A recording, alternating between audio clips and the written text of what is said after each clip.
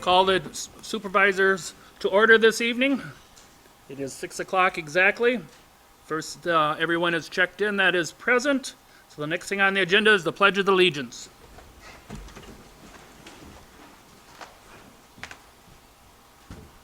I pledge allegiance to the flag of the United States of America and to the republic for which it stands, one nation, under God, indivisible, with liberty and justice for all. Supervisor Powers.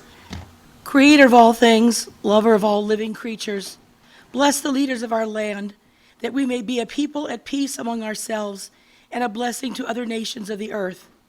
Send down upon those who hold office in Wisconsin, and especially here in Winnebago County, a spirit of wisdom, charity, and justice, that with steadfast purpose they and we may faithfully serve in our offices to promote the well-being of all of our citizens. Amen.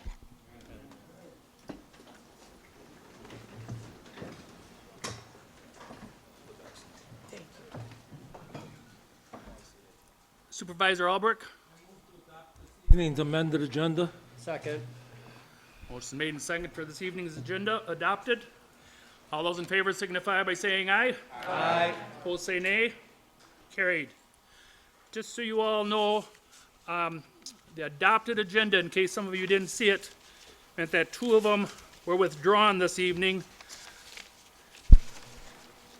Resolution number 339022024 and resolution 340022024, both on the library. So number 15 and 16 and them two resolutions were pulled, so there will be no discussion with the board on them this evening. At this time, will be allowed for persons to present to express the opinion on any resolution or ordinance that appears on the agenda, as well as any matter over which this body has jurisdiction. Just come forward at one of the mics, state your name and address. Where are we here? I gotta find the lecterns here. You ready? Okay. Hi, I'm Chris Busher. I'm president of the Village of Winnebago. I'm here today because you have a resolution for this to help our parks on the spirit funds. First of all, I'd like to say thank you for all of you to represent Winnebago. You do a great job. I know how frustrating it can be sometimes. Whenever our board meetings get contentious, it usually has to do with our parks because everybody cares and loves our parks. What I find kind of ironic a lot of times is most of the people that are at the meeting to express their opinions aren't from our village. They don't quite understand how our parks are funded, and our parks currently are funded from just the Village of Winnebago. We spend 10% of our $2 million budget every year in maintaining and upkeep of our parks. So this little, from the spirit funds, would be a great help in making our parks more enjoyable, not only for the citizens of Winnebago, but of course everybody in our county. Thank you. Thank you. Something I didn't mention to all of you when you speak, please keep it 2 minutes or under.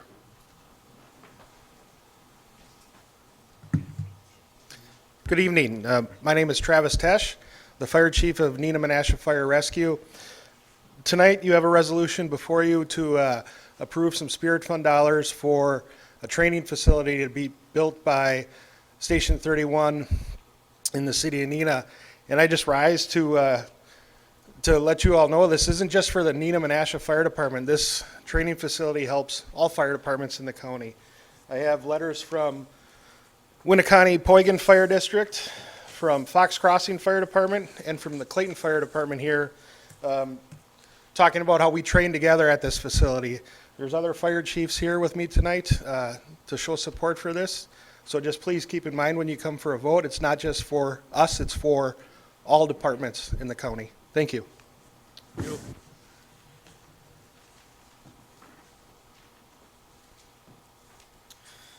Good evening. I'm Neenah Police Chief Aaron Olson. Thank you for all that you do. Thank you to the Spirit Fund Committee, the ARPA Strategy and Outcomes Commission for all of your hard work, for all of these resolutions that you will be hopefully passing tonight. We have one that's for Meridian barriers. It's $300,000, and that is to keep the people at our events and parades safe. And as we all know, what happened in Waukesha a few years ago and happened around the world, we're trying to keep our citizens and our visitors safe. So this is something that we feel strongly about, that these barriers will be put around the perimeter of all these events. And with your help, we would greatly appreciate it in helping keeping our citizens safe and approving the resolution for our barriers. Thank you for all you do. Thank you. Thank you. Hi, I'm Mallory Schneider-Birschbach. I live at 1055 West 19th Avenue in Oshkosh. I am speaking today in regards to Resolution 327 and 328-022024, or as I like to call them, the anti-community health resolutions. To the supervisors that submitted these resolutions, I would love to know if you have any expertise related to public health, the medical field, or even science. Individualism in the context of public community health results in terrible outcomes. COVID-19 has killed and disabled many people. In the US alone, over 1 million people have died from it. There are also millions that suffer from long COVID. These resolutions are a slap in the face to those that have died or have become disabled by COVID. Anyone working in the medical field, researchers, scientists, and the general public. People choosing individualism over community health are selfish, uncaring people. And the wording in these resolutions allows for potentially deadly and debilitating situations in future pandemics. What about the economic impacts when large amounts of people die or become disabled as a result of these diseases? What about the freedoms of those that die or become disabled as a result of these diseases? Community health takes a community effort. I'm frankly disgusted at the gross lack of community care in these resolutions. Additionally, the supervisor's only supporting evidence is a cherry-picked opinion piece from the New York Times. People can be entitled to their own opinions, but not their own facts. Scientific consensus shows time and time again that reductions in community spread of diseases typically takes a layered approach. Letting communicable diseases go unchecked due to an individual's desire to forego any strategies to reduce community spread is not only foolish, but dangerous. Unqualified county supervisors are using their political power to erase facts and supersede expert advice. Please vote no on these resolutions. Thank you.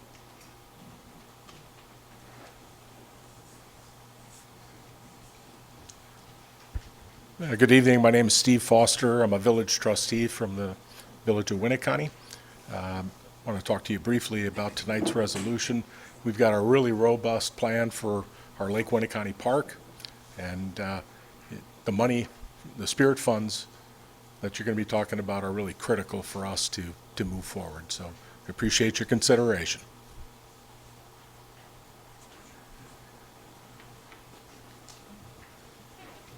Anyone else in the audience wish to speak at this time?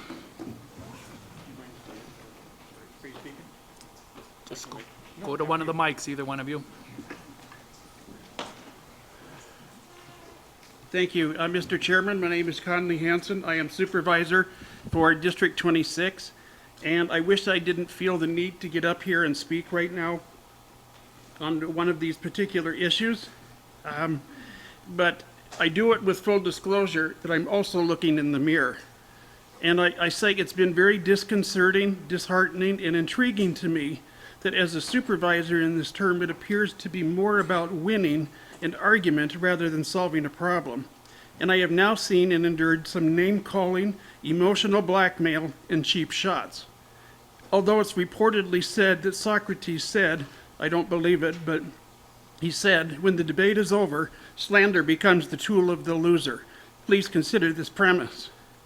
Reaching a destination can have more than one path, and I am quite certain that we've all heard Einstein say, the definition of insanity is doing the same thing over and over and expecting a different result. Thinking outside the box or interrupting a linear process should quite possibly be considered.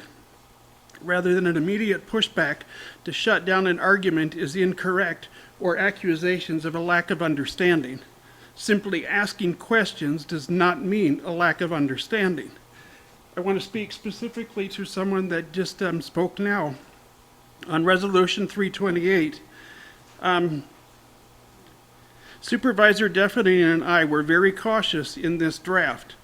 We completely recognize State Statute 252, the language of the resolution, and it's specifically asking for physician, and our healthcare advisors like the Department of Health. Please see line 30 of the resolution. We recognize the authority of the federal and state orders. Please refer to line 34. And asking for consideration of the ability Please to wrap make... it up, Supervisor Thank Hansen. you. Have a great day.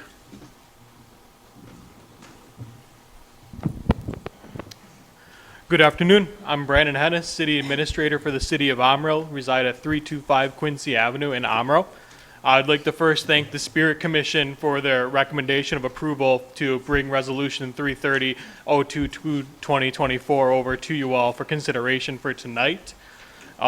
With me tonight listening on Zoom are numerous individuals that had spoken to the Spirit Commission as well. We have Steve Youngworth that's listening on Zoom. He is our mayor. Our Deputy of Public Works, Steve Bilkey, that's also listening. We have a couple city council members, Cindy Ostrander, Justin Schmick, and Pete Hennis. And also right next to me, we have our library director, Anna Dinkle.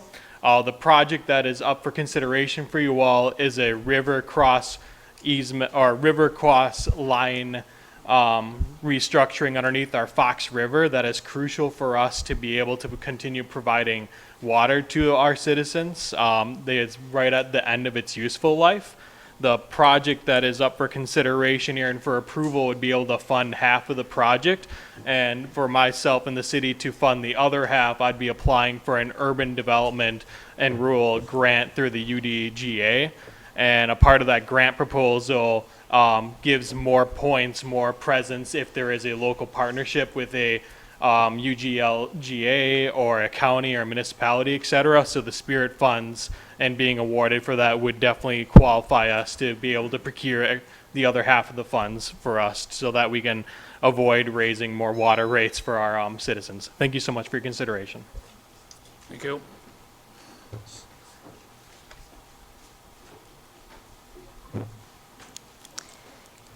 Good evening. Thank you for the opportunity to speak. I'm Reverend Olen Rasmason. I reside at 100 North Main Street here in Oshkosh, and I serve the congregation of Algoma Boulevard United Methodist Church as well as the community.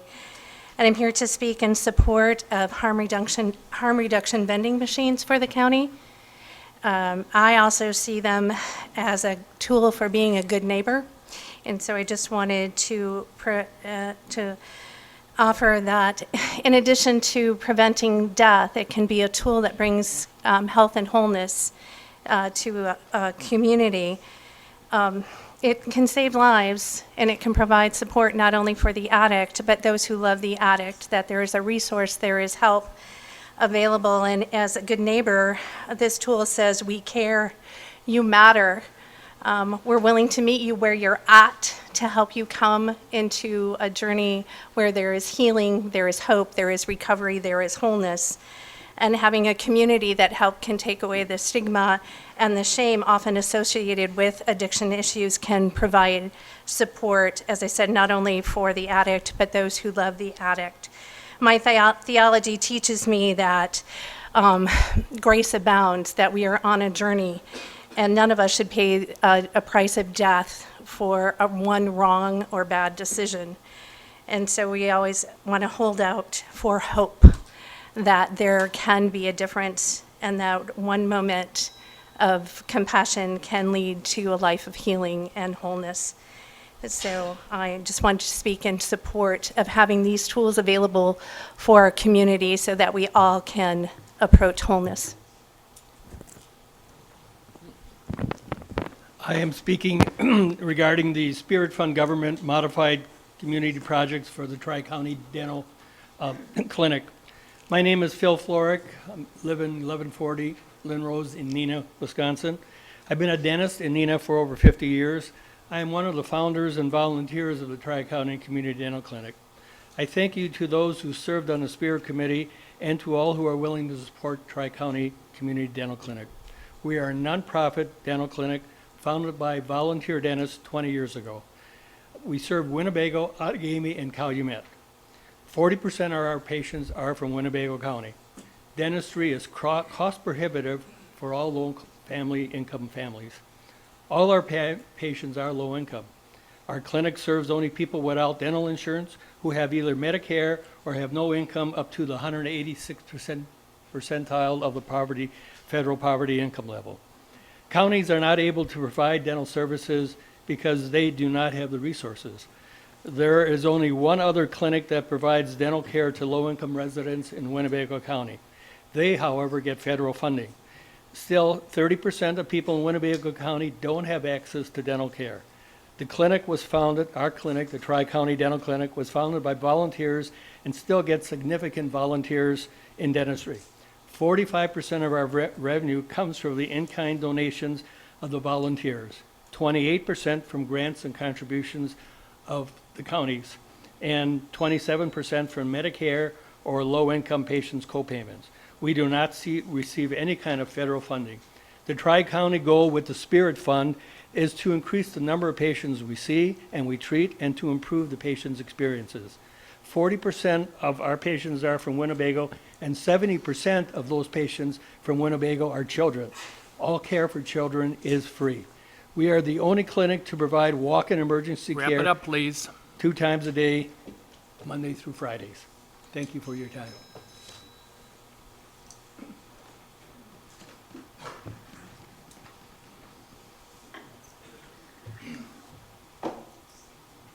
Hi, my name is William Anderson. I am a nurse practitioner here in Oshkosh. I live at 1522 Ohio Street. First, I want to also support the resolution 322-022-0224. I have a very wide range of diverse patients, and I send a lot to Tri-County Dental, and it is a very, very impactful thing that I use on a regular basis for my patients who don't have the means. Dental care is paramount to cardiovascular health as well as overall well-being and psychosocial well-being, right? Nobody is going to smile if you don't have teeth. In addition to that, though, I do want to discuss Resolution 327-022-0224 with individual health decisions. A few years ago, I was a COVID ICU nurse before I was a nurse practitioner. And during that second COVID wave, I was in the ICU holding hands with patients when they had the right to make their own decision, and it was tough. I watched people die who had the opportunity to get the vaccine, and they passed on it because of whatever information was out there. And there's a reason why we have public health and why they make recommendations. Thanks.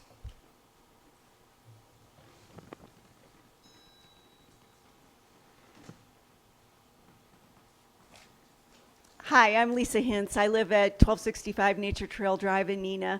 I'm here representing Tri-County Dental Clinic as well. Thank you, everyone here, for the service you give to our community. The health of your mouth is closely tied to your overall health. We're learning more and more about that every day.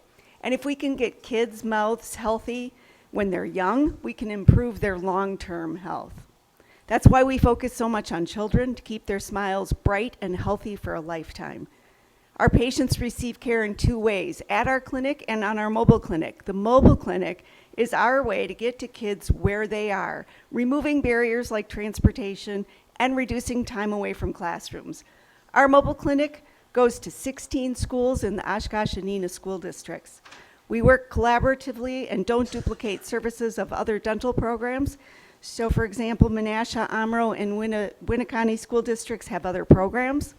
However, at our clinic, we care for residents of Winnebago County, including children and patients from Menasha, Amro, and Winneconne. 40% of our patients are from Winnebago County, with 70% of those patients being children.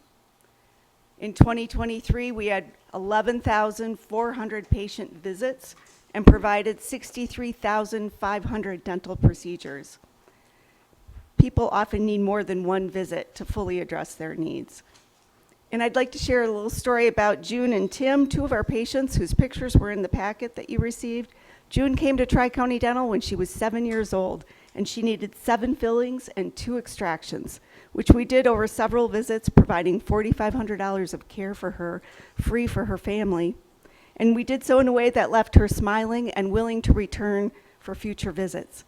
Tim is a low-income veteran who needed much more dental care than he could afford. Over the course of 5 visits, Wrap it up, please. Tim received $2,800 of care at no cost to him. Thank you for listening to our story and supporting our work.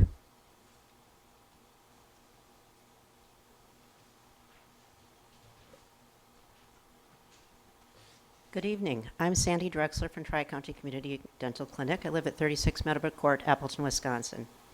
Thank you all for giving your time to care for families and children in Winnebago County and for making important decisions on how to invest Spirit Fund dollars. Everyone has teeth, but not everybody has access to dental care. Have any of you ever had a time in your life when you didn't have dental insurance? If you don't have dental insurance, you don't have options that many people like us take for granted and don't think about very often. Tri-County Dental Clinic exists to give high-quality dental care to our community members without other choices. We can do so only because of the in-kind services that we get from our volunteer dentists and local dental students, as well as contributions and grants from individuals, corporations, and foundations. June and Tim that Lisa just talked about are 2 of the more than 4,000 children and veterans who receive free needed care from us. Why is this Spirit funding needed? Have any of you ever had a toothache and tried to perform your daily activities? Dental pain can stop you in your tracks, and it keeps kids from being focused in school. More than 50% of Wisconsin children experience dental decay by the age of 9. Those are children of all income levels. Of our 5,751 patients, 40% are from Winnebago County, and 70% of them are children. The care Tri-County Dental Clinic provides helps kids in school be pain-free and able to learn, gives our veterans the care they deserve for our service, and relieves pain from our emergency walk-in patients.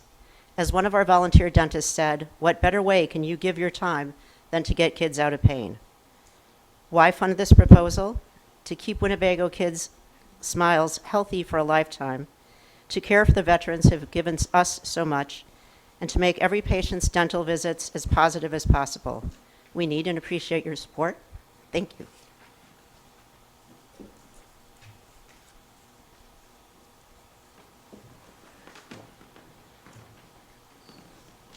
Hello.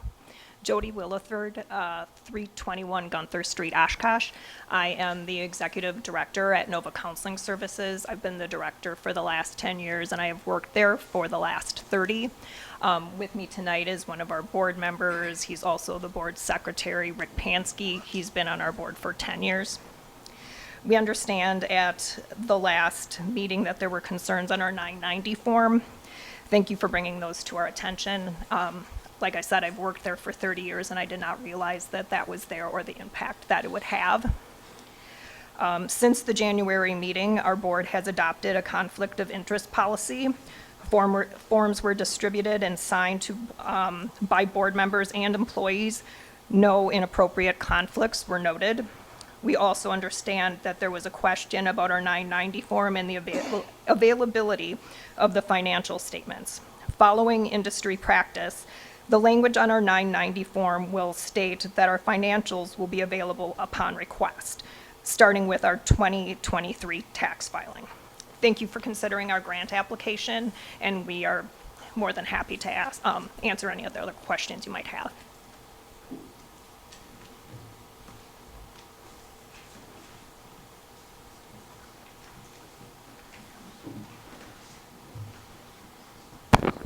Before I speak, could I just ask that you reconsider this configuration back here? My name is Leah Kitz. I live in the city of Oshkosh, and I understand that the county executive is asking for reconsideration of the harm reduction vending machines. I spoke at the last meeting about them, and I listened to the discussion. I was so surprised by some of what was said that I wasn't writing it down, but I still expected to be affirmative vote, and it was not. So even though I will say that most of the votes were for it, it just wasn't enough to put it over the top. I do want to address some of the comments that were said as quickly as I can. These aren't exactly word for word because I wasn't writing them down. One person said, or I believe it was one person, an overdosing person can't administer Narcan to themselves. What is the point of having Narcan available to people on the street? This isn't for people to administer to themselves, you are correct. This is for somebody you know to be able to access this life-saving tool and help you out. But also the testing strips are available then to help somebody test before they would use. And hopefully change a mind and save a life. If a life is saved with Narcan, aren't we just letting people just live another day to go ahead and overdose again? Somebody did answer that at the time, but I just wanted to raise that again, that this is not about saving a life to overdose again, it is to save a life. A number of comments indicated a fear that a motley, unsavory, or dangerous crowd will gather around vending machines, endangering our good citizens and children. These are just machines that are distributing supplies. They're often to people who are not using at the moment. They're just getting the supplies to help somebody they know Wind or it up, to please. before they do. There were a number of very positive comments, and I appreciated those. I want to say this is just taking so much effort and advocacy and time and discussion. I'm surprised about it, so I just want to wrap up by saying what a very dear 4, almost 5-year-old to me says very often, what is going on? Please reconsider this vote and please bring these vending machines to help people in Winnebago County. Thank you. Thank you.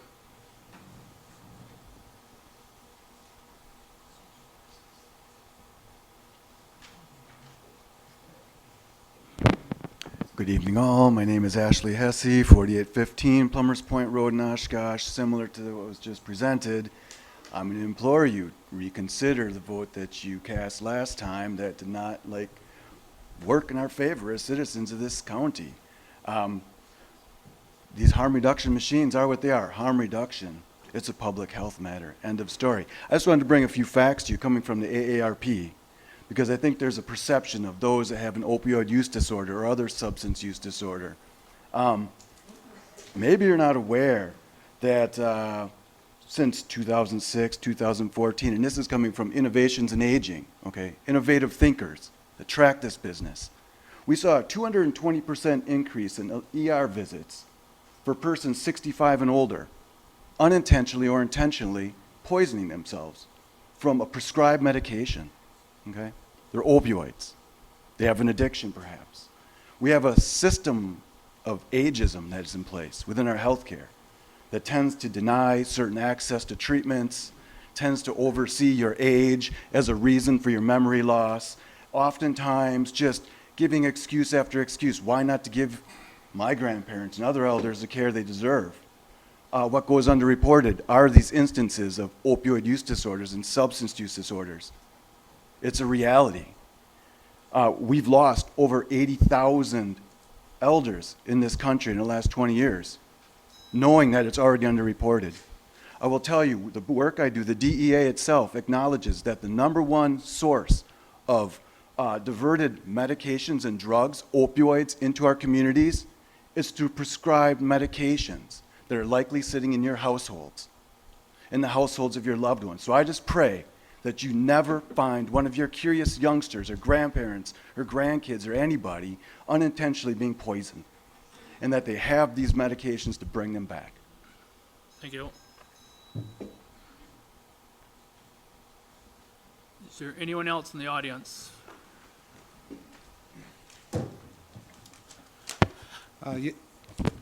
After you, please. No, I insist. Okay. I didn't see you get up, Trevor. That's okay. Thanks, Bill. Hi.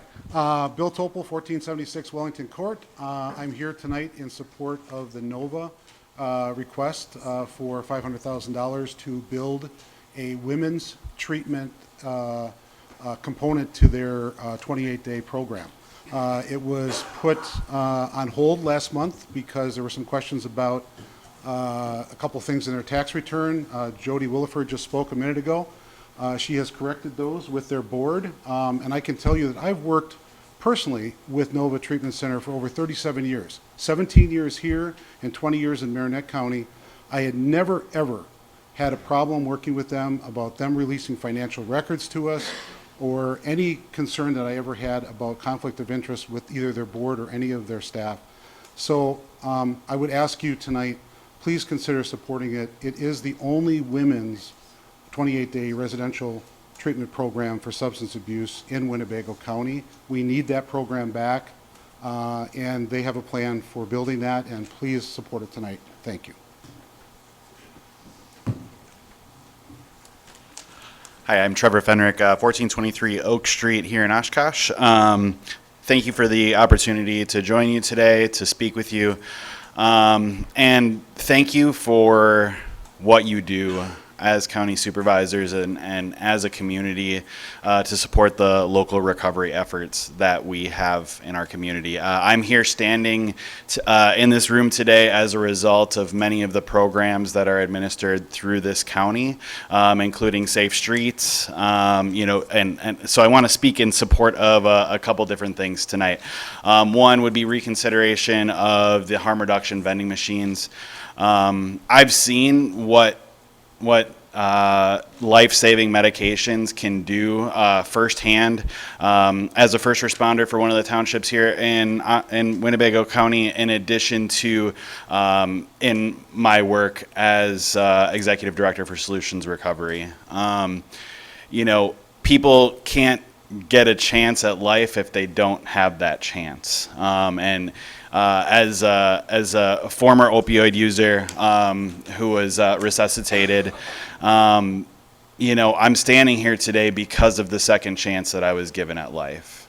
And, that's, with that, I've been able to do something really great within my life and be able to show up and be like a son and a friend and a father for my children. And I'm really grateful for that. I also get to see day in and day out these same folks that are resuscitated come into our programs in our county and become amazing members of our community that get good jobs, that give back to the community, that do good work. One other thing I wanted to speak in support of is also Nova's expansion in the Spirit Fund.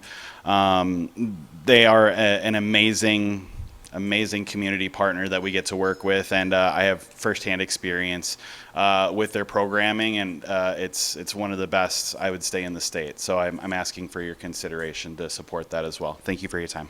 Thank you. Is there anyone else? Anyone else in the back of the room? Good evening, ladies and gentlemen. My name is Larry Last. I live at 3827 Red Oak Court, in the town of Nakaimai. I wanted to thank the chairman tonight for giving you all the information before you decide on a new fire truck at the airport. I think it's important that you all get all the facts to make a good, intelligent decision. I ask any supervisor here that if they want to see the proof in my information, I have it all here and I'll share it at any time, anywhere. Just give me a call. Being a pilot for over 50 years and owning a small airplane that's hangared at Winnebago County Airport, I don't feel there's a need for a replacement truck at all. I feel perfectly safe with the 2 trucks we have remaining. As many of you are now aware of, the FAA does not require any firefighting protection at Whitman Regional Airport. It is only needed during the EAA Air Show and then to accommodate their special interest flights into their air show. In closing, I request that this unjustified and it's not needed for the county. As I just heard tonight, I'm ad-libbing now, if Spirit funds were used for this truck, unneeded, there's many wants and needs in this county, from the ill, the aged, the homeless. This money could be spent so much wiser. So I ask you, do not serve what is in the best interest of just a couple, but as many. Thank you. Thank you. Is there anyone else in the back of the room that would like to speak at this time? Anyone else in the back of the room that would like to speak to the board at this time? Is there any on Zoom?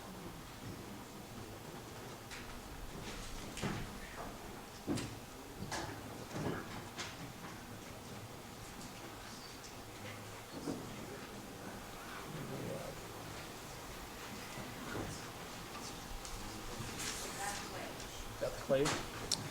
Beth Clay.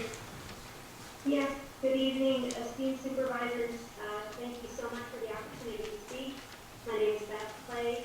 I live in Appleton, but I am the executive director for the New Mental Health Connection, which serves the citizens in Winnebago, Allegheny, and Calumet counties. I wanted to thank you so much for the opportunity to apply for Spirit Funds and for the opportunity to put forward a project that's helping the citizens of all the municipalities inside of Winnebago County find mental health services before they lose hope. And that's what our project is doing. We've had a wonderful experience working with the Spirit Fund Commission and thank them so much for their resolution that's before you this evening. And to let you know that I'll be on Zoom if you have any questions. But thank you so much for the opportunity to share these funds with the community partners that are in support and looking for the same things that you are. Thank you so much. Thank you.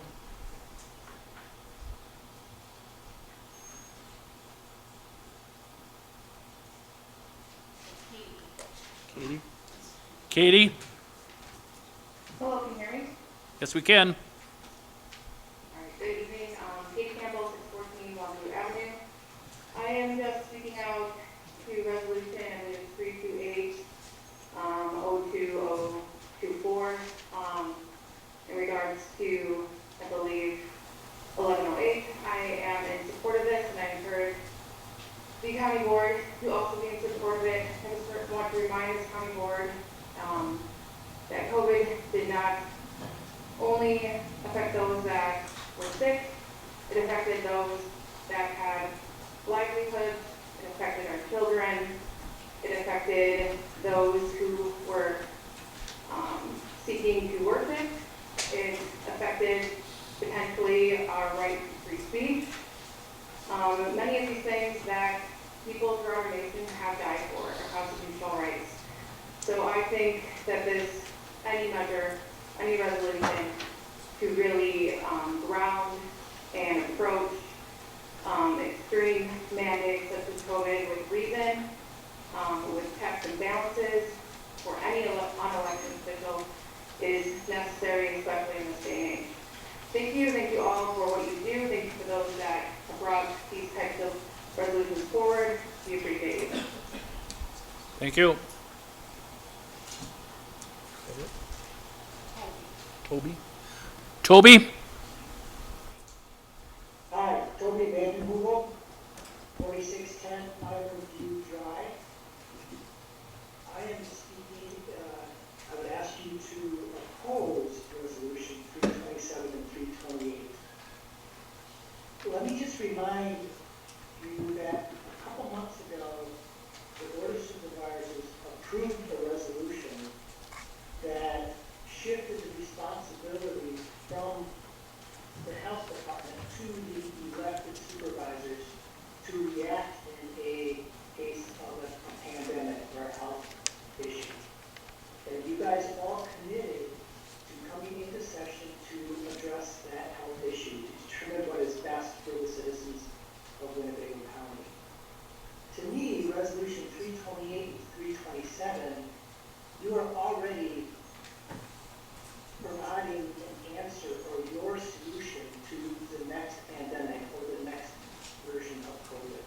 So I would ask that you reconsider that 327 and 328 is really putting the cart in front of the horse and go back to your commitment of actually sitting down and discussing any given health situation or pandemic at the time it occurs and not lock us into a already defined resolution for something that's going to happen in the future. Thank you. Thank you.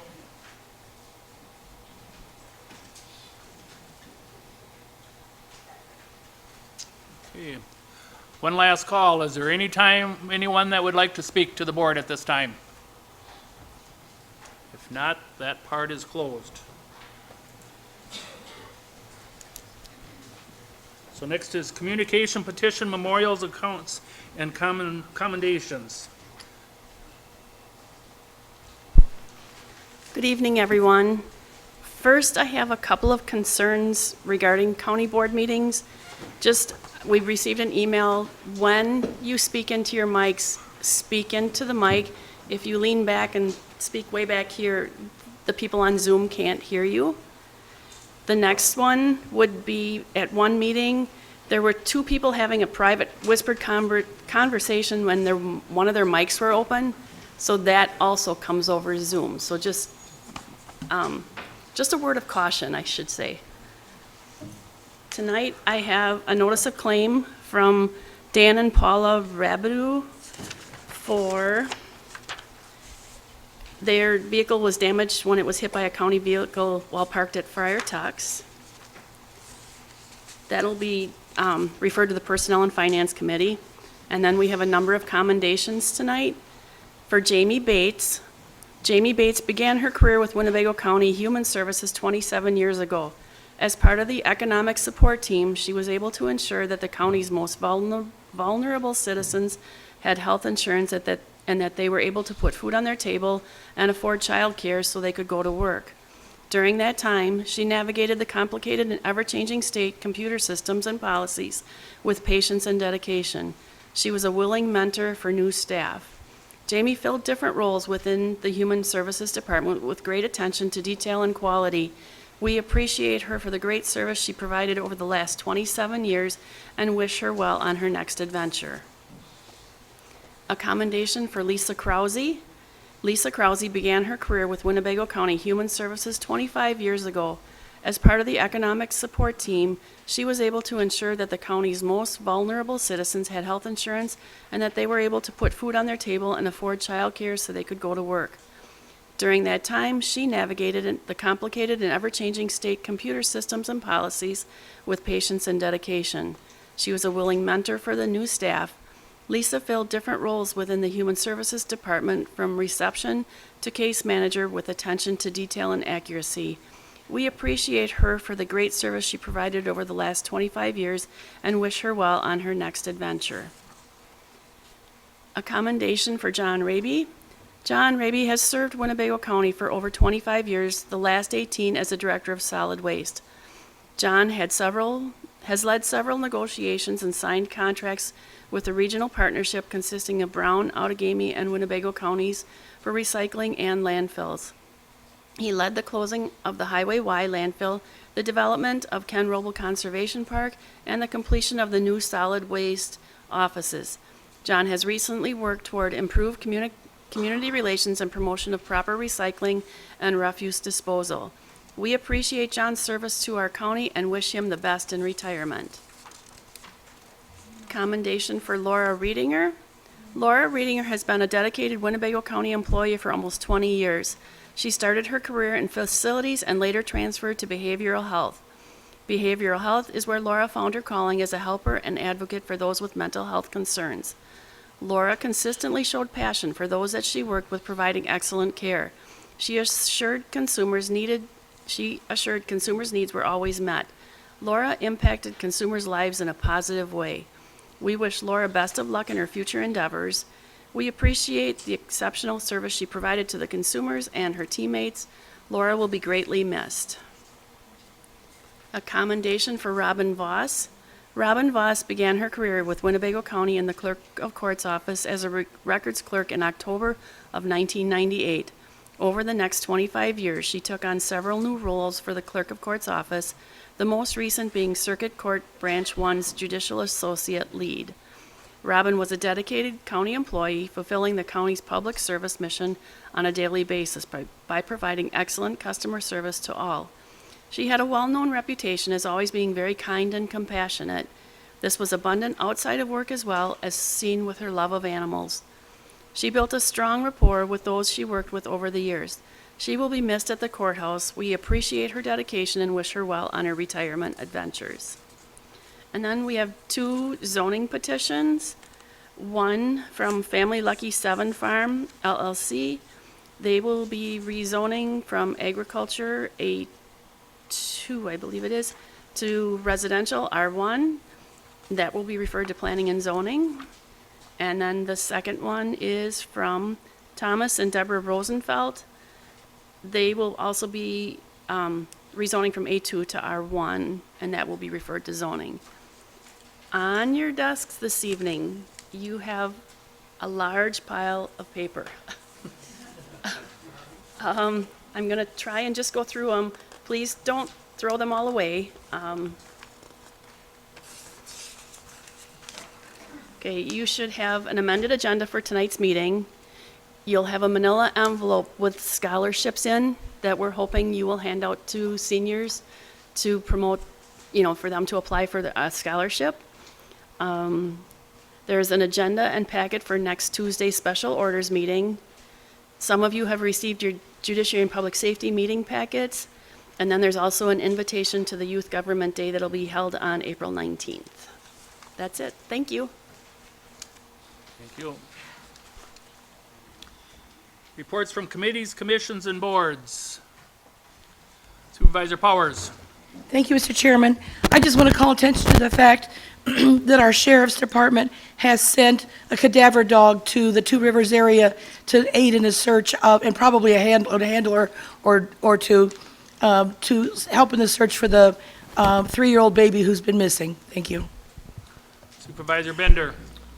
I just want to say Larry Lautenschlager and I went to NACO, and we did go to Tammy Baldwin's office to check on the air rescue boats, and we should know something on those the first part of March. So hopefully we get that. And it was interesting. We went along with Dan from Wisconsin County Association and just listened to what other counties were asking for. We didn't have anything to present to them, but anywhere from road projects for $16 million. One was asking for $12 million for fairground improvements. We had one asking for a medical center. So in the future, I believe we're going to ask for a couple runways because we can't get any funding from them. So I think that's the next project we're going to be asking for. But it would be interesting if we go on to next year if we had a project that somebody could present to them. It's like when you see them one-on-one, it's kind of personal, and you can actually have a little better chance, I think, of selling it. Supervisor Defferting. Thank you, Mr. Chair. Just a reminder to everyone at the board that this upcoming March 13th from 12 p.m. to 5 p.m. at the University of Wisconsin Oshkosh Culver Center is the We Heart You Recovery event. And I have attended this one back in 2022, and it had a really, really good turnout. The keynote speaker this time is going to be Milwaukee Bucks assistant coach Vin Baker. As well, we're going to have some other people from not just the public health department, but also the chief of police of Oshkosh Police will be there in attendance. This is a great way for us to actually connect to those that have participated in the county's diversion programs for drug court and drug and alcohol treatment. And it's a way for us to connect local resources together to find out what we can do to help out those in recovery in Winnebago County. So again, that's this upcoming March 13th at the University of Wisconsin Oshkosh Culver Center from 12 p.m. to 5 p.m. It is free and open to the public. Supervisor Haran. Thank you, Mr. Chairman. I just want to say that I was able to have the great pleasure of going to the airport, Whitman Airport, and seeing what they do over there. And I find that place to be utterly amazing. What a treat. Anybody who has not been needs to go. It is amazing. So that's all I have to say. They were the most gracious people in the world, and I learned a ton as I continue to do on this county board. Thank you. Supervisor Nichols. Thank you, Mr. Chairman. Just a note that the best way to make sure high school seniors know about the scholarship application is to get that application into the high school guidance offices. So I encourage everyone to do that. And on a personal note, I just want to thank all of you for the condolences expressed. I received cards from the county board and from the clerk's office after my dad passed away. last month, and I even received a card from a member of the public who attended January's meeting. So thank you. It really means a lot. Supervisor Schellinger. Thank you, Mr. Chairman. Earlier this month, the Parkview Health Center committee met. We discovered that that Parkview is undergoing a strategic plan with a $150,000 contract to an accounting firm named Tilly Baker. If that comes as a surprise to you, you can imagine the surprise that it came to the board, the committee. There was nothing in the recent budget that indicated that this was a change or something that was going to be there. I bring this up. The next few months, there may be things coming to this board from Parkview that should probably be treated with a fair degree of skepticism. I would encourage folks to pay attention, to attend or tune in or watch the videos on YouTube to see what's coming down the pike with Parkview. Thanks. Thank you.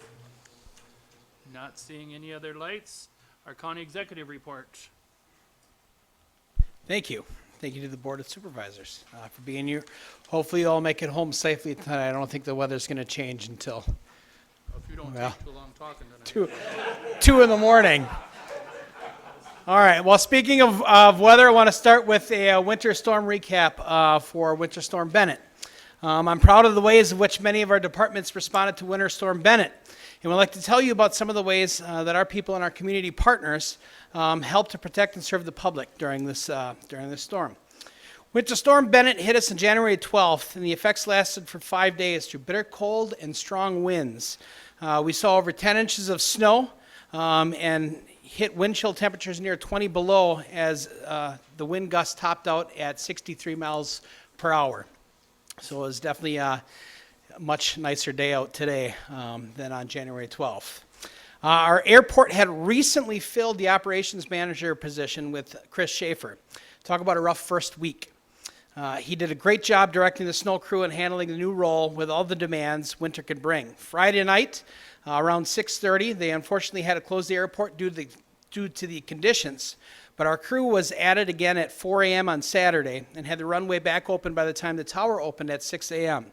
They stayed until 3 p.m. on Saturday and got the priority areas cleared, and they returned at 5 a.m. again on Sunday and worked till about 10 a.m. just to make sure that the drifting on the runways and the taxiways were good to go. Human Services extended their hours at the State Street Center and allowed non-essential staff to work from home or take time off. Many staff volunteered to remain and provide essential services. Kudos to emergency management, our housing specialists, and our team for planning in advance of the storm to coordinate with the agencies to make sure homeless folks had a warm place to be 24/7 through the weather emergency. Additionally, a homeless man in Neenah arrived at our waiting room, had been asked not to sleep in the laundromat he was camping out in any longer. He had no place to go, but because it was around past 4 o'clock on Friday afternoon, our Human Services arranged for a weekend motel stay, and management staff transported him to the motel. He followed up with the HELP program and is looking for longer-term arrangements. I debated whether I was going to say this next piece, but Bill Toppel quoted the great movie Commando, "We took the steam out of Bennett." So there you go, Bill. It's in there. Public Health sent employees home early while supervisors stayed to cover operations. They did everything they could to help, including dragging a wagon full of water bottles over the State Street during the blizzard. They reallocated some staff to work extra hours at State Street to help adding support and to cover more hours. They made sure a warm place was available every hour of the day for unsheltered population, and the program participants very much appreciated the county departments and our community coming together. It really was a big win. Our highway department, Bob, here comes your spot. Crews worked 15 to 17-hour shifts to battle the snowstorm Bennett, which left behind over 10 inches of blowing and drifting snow. Crews performed winter maintenance activities at 15 county-owned parking lots and 4 state-owned parking rides, and plowed 220 miles of county-owned roads, 660 miles of state-owned roads, and 544 miles of town roads in 12 different townships within Winnebago County. This is all completed with our department being short-staffed, 3 out due to illness and 10 open positions. The most amazing fact that 50% of our staff has less than 5 years of experience at the highway. In the words of Bob Damel, these guys are warriors. Parkview Health Center opened up beds in closed neighborhoods for employees who did not want to travel or didn't feel it was safe to travel. These were offered to staff at Parkview, the crisis center, as well as the jail where 24-hour service is demanded. Beyond that, the kitchen crew at Parkview was very helpful in providing extra foods needed throughout the weather emergency. Sheriff's Department deputies responded to 54 vehicle crashes, 102 motorist assists for vehicles that slid into the ditches and otherwise immobile. They also ensured community safety by addressing 17 hazards resulting from extreme winds and conditions, such as fallen trees, downed power lines, and snow drifts in roadways. Our facilities and parks crew worked diligently to keep up with the clearing of the snow from our walkways, curb cuts, and other areas throughout the county's properties, while also keeping the interior floors clean of snow, slush, salt, and salt residue to ensure safe conditions in each and every building. Community efforts that we saw from the day-by-day shelter extending their hours and collaborating with Father Cars, the library, and our State Street Center. And Valley Christian School, special shout out, offered their bus along with amazing bus driver who has to go unnamed, free of charge to help get the day-by-day guests back and forth to Father Cars to receive food, care, and comfort. I also appreciate the Oshkosh Police Department for taking their drug dog through the bus just to make sure nothing was left behind before children got back on it. Always foresight is a good thing. The efficiencies created across Winnebago County departments allowed for the county services to act without me having to declare a state of emergency. No services were shuttered during this event. I even made it over to the courthouse to thank Judge Gibbs, who stuck around to officiate 2 weddings that were on the books. That's dedication. I think that's 2 I do's. I feel the Winnebago County did a tremendous job of keeping the wheels turning during this winter weather event. In short, we are stronger when we work together as a team, and I'm very proud of all the employees of Winnebago County and the community for coming together to make sure that basic needs were met for our citizens. Moving on, I'm also asking for any supervisor that voted no on the harm vending machines resolution to please reconsider their vote. This can happen at any time during this meeting, and it would not be up for discussion or action at this meeting, but it would simply put it on the agenda for March, where it could be discussed again and further. It does not mean you have to vote yes for it, just to reconsider it in March. I want to be very clear, I'm in full support of an amendment limiting the vending machines solely to Narcan. If it's just solely Narcan, I would be in support of that. It's about access to a life-saving measure after hours, not about facilitating or encouraging drug use, and I want to be very clear on that. This access will only be available after consultation from the county employer or community partner. This is not solely for those suffering for substance abuse. This is also for family members that are embarrassed to go in and pick it up for their family members or co-workers. In the service industry, we have a lot of that. We know the bartenders or the cooks or other people that are struggling. And also for sponsors, that sometimes they're sponsoring somebody who is in recovery. They choose to use, and they use it on that person at 1 o'clock in the morning. They need to go get another one. That's another thing that's important. And others, just trying their best to keep people alive until we can get them to recovery. I'm open to any questions you may have on this topic, and I encourage you to accept and appropriate this grant funding to purchase the tools we need to start turning the tide. Everybody should have gotten a memo from me in the packet. It hopefully highlighted some of the data out there showing some of the results of just the Narcan, again, is what I'm talking about. Next, draft results and results definitions, which is this thing, which is a component for the strategic plan, is on your desk tonight. I just want to be very clear, this is not a final draft of the strategic plan by any means. It is much more in depth than this and is what we're going to get to. But it's important to show you where the process is before the county gets any further. So please take a look and use the space on each page for your notes. You can go get them back to me personally, or you can go on an email that is going to be coming to you tomorrow, so we can get as much input as we possibly can. Chris will be here in person for the March 5th special orders meeting to go over this document and receive your feedback. I believe the last time we checked, we had 18 supervisors that filled out the survey, so if anybody wants to continue to do that, we're still allowing that. And any way that you want to get your feedback to us is fine. He will be available for one-on-one meetings if you'd like to sit down with him on the 5th while he's here. I'm encouraging robust dialogue throughout this process. So an email will be in your inbox tomorrow with a digital copy of both this document and times when Chris is available if anybody wants to sit down and ask more questions about the process or what it is. But just shoot from the cuff here, I think we got some good basis of what our areas are, and I'm pleased with the direction it could be heading, and I really appreciate everybody's input on that. So thank you. Any questions for me on anything I talked about or anything on the agenda tonight? Supervisor Hansen. Thank you, Mr. Chairman. Mr. Damlo, on your discussion on the harm reduction vending machines, would you be willing to pause that for a program that addresses access hours, availability, stigma, and the interaction with the Department of Health? I'm sorry, could you repeat the first part of that question? Yes, would you be willing to pause the vending machines in favor of a discussion that addresses access hours, availability, stigma, and maintaining interaction with the Department of Health? Short answer, no.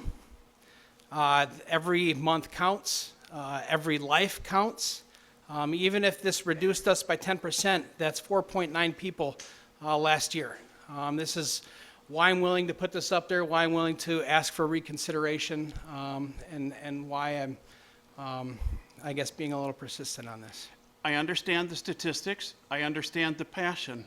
I'm asking, are you willing to consider that there's another option? Sure. Like, can I ask, like what?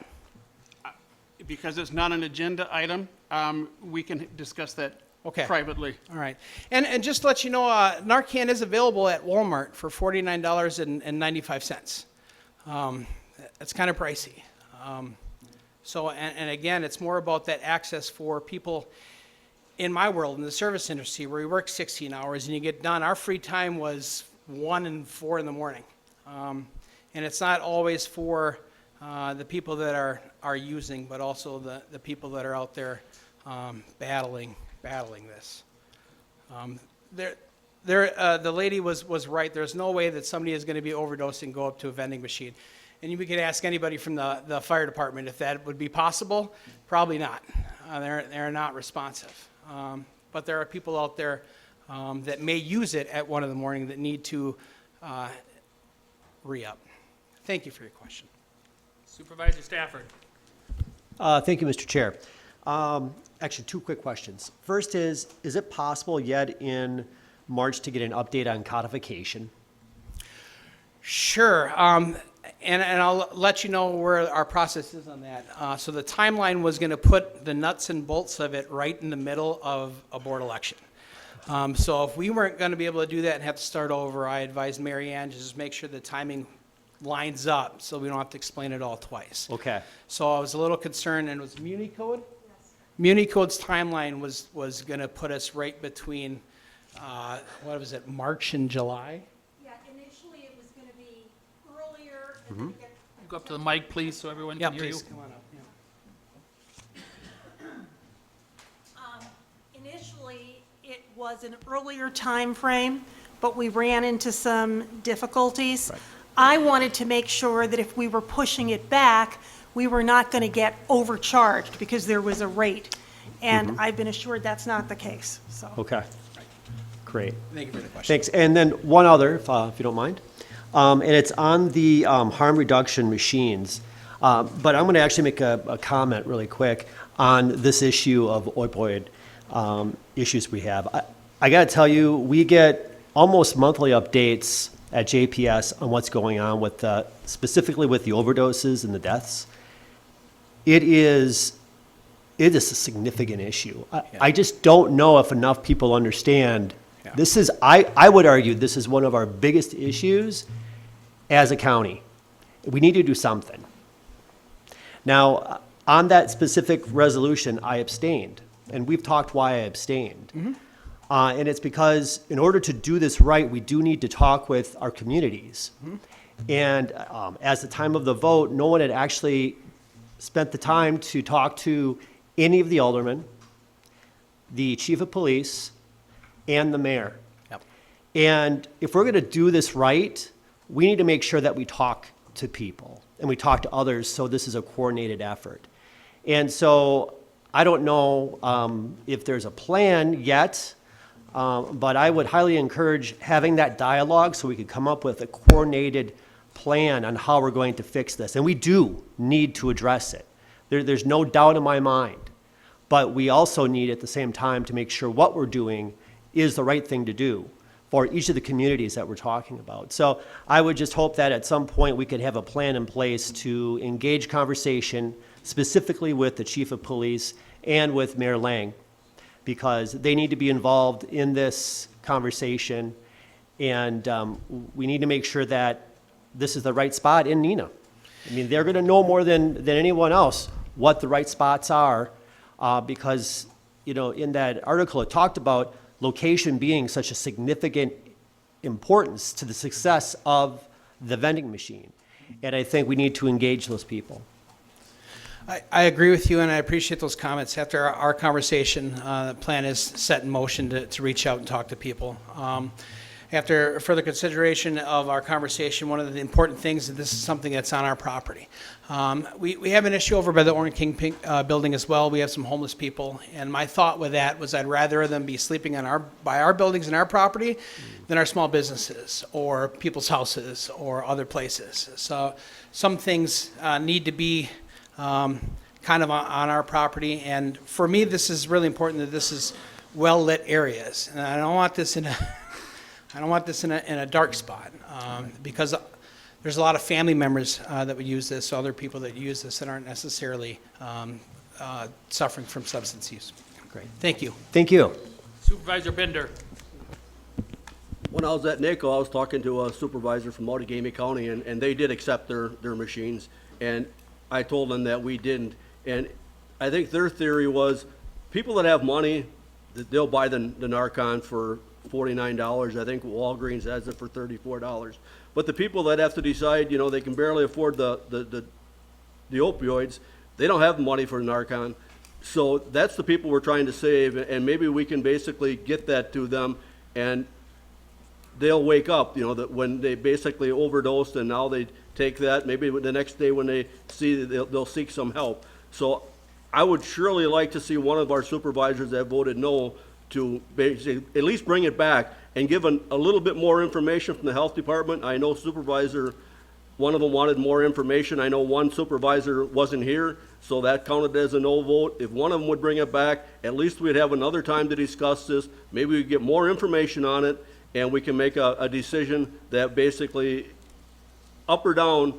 But I really think, you know, Grand Chute's going to have them, Outagamie County's going to have them. They were happy to get them. They thought that they was positive for the community, and people that have money, they're not going to have to worry. They're going to buy the drugs that they need, and they're going to buy the Narcan, and it's not going to affect them at all. It's the person that basically only has $30. He's got to decide he's going to buy the drugs. So if you want to save them, I think we need to basically move forward and get those machines. If I could, I would just want to comment on that real quick. One of the things that we have to be open to is we're not just talking about heroin here. We're talking about regular opioids that are fake pills. Waukesha recorded a death of somebody that thought they bought a Vicodin from an online pharmacy, and it was pure fentanyl. That's an issue. We had an issue with a white substance in the bathroom downstairs on the David Albrecht Administrative Building. If that would have been fentanyl, somebody would have went to clean it off. If they touch it, that's an issue. We need to have these things available, and it's not just for heroin use. And I'm not trying to separate that, but there's some. I believe in JPS, Cheryl told you that we had one that was fentanyl-laced marijuana, right? So it's not just heroin we're talking about. They are putting fentanyl in dang near everything to the point where you almost think it's intentional. Right. Thank you. Supervisor Hran. Thank you, Mr. Chairman. I want to say that I am fairly new on the health board, and some of the problems that I was having was a lack of understanding the language that is spoken. And I have been speaking with the director and saying, I need you to speak in my language so that I understand what you're asking of me. And to me, this is huge because it goes about educating me. And he and I are now communicating and communicating effectively. I'm enjoying it. And geez, we need to educate each other, we need to listen, and we need to understand each other's language. I'm happy to teach anybody how to knit. Thank you. Supervisor Dowling. Thank you, Mr. Chairman. Thank you, County Executive, for being here. Just a clarifying question. You mentioned purchasing Narcan at Walmart. Are you implying that the county no longer hands it out for free? We do. We do. Okay. Yes, we do, and they still sell them for. Okay. Yep. Okay, just wanted Yes. to clarify. Thank you. Thank you. Supervisor Powers. Thank you, Mr. Chairman. Mr. Executive, you had said you hope that anybody who voted no on this thing might reconsider. I don't know if somebody who abstained from voting counts as a no and could do that. The other thing I want to say is there was a lot of misinformation. People, some county board supervisors were saying that this was a taxpayer money. This grant did not come from a single penny of taxpayer money. This was opioid settlement money beyond what we already had accepted that was granted to Winnebago County. So it's not taxpayer money, it was opioid settlement money. Thank you. Thank you. Supervisor Schellinger. Thank you, Mr. Chairman. Mr. Executive, you talked about, I don't know if you said stigma or if that was brought up by one of the supervisors, but I know one of the things that I've heard around the vending machines is it is a way to create an ease of access that reduces stigma. And I'm assuming that means that, like, if I'm the sponsor or whoever you were maybe describing earlier, that I might feel uncomfortable going to Walgreens because my neighbor is going to say, well, what's Kobe doing, buying Narcan? Is that the kind of stigma reduction that's associated with the vending machines? And if there's more, could you elaborate? Yeah, you're talking to a father of 5 daughters and a wife.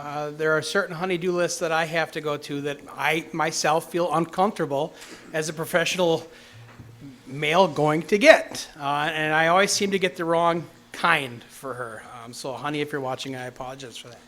But yeah, there's a stigma for that.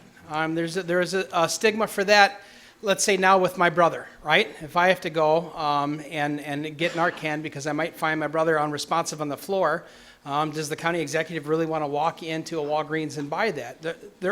I would, but other people, yes, there is a stigma with people with shame with family members. And this is just opioids. It's been around forever with alcohol and other things. So yes, that's a stigma. Not necessarily the stigma, again, of the person experiencing the substance use, but stigma of the other people, the family members that want to make sure that they're supplied and ready to help.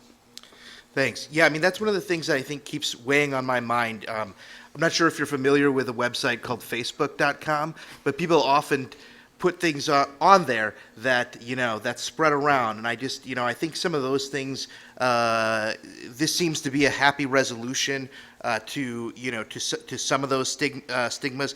The other thing I'd like to ask about is if you could talk about the placement again. So you said you want it in the light, right? You want it in the light. You want it near our health facility building.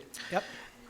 Can you just go a little bit more into again why those are ideal locations versus some of the other places that people have suggested? Sure. Again, number one, it's important to me that we have it on our property, and that it's in a space where it's well lit and there's good light in that little cove, if you would, between the David Albrecht Administrative Building and the Safe Street Center. Then it's run off our power and it's our thing that's running it. So that's number one. And also human services buildings where people come in for health, a lot of these people are already there.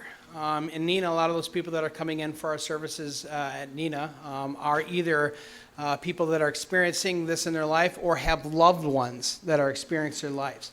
If you are coming in to get diapers, or if you're coming in for whatever it happens to be, the chances are that somebody really close to you in life, if not multiple, that are experiencing struggles with substance use, right? So these are, that's why it's already a location where a lot of these population are coming, for me. And I'm willing to take a look at that.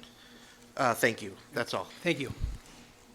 Supervisor Nichols. Thank you, Mr. Chairman.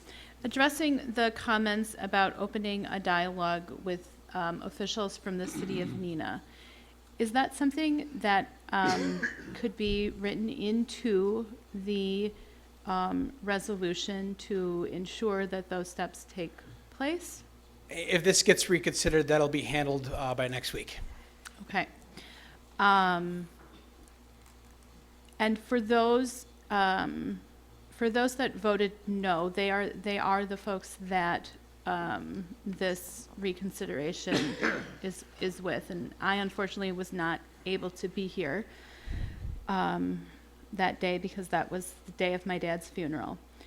And so what are the steps that need to be taken in order for this to be reconsidered? I want to be very clear about those steps. Sure. Well, first of all, my condolences again for your father.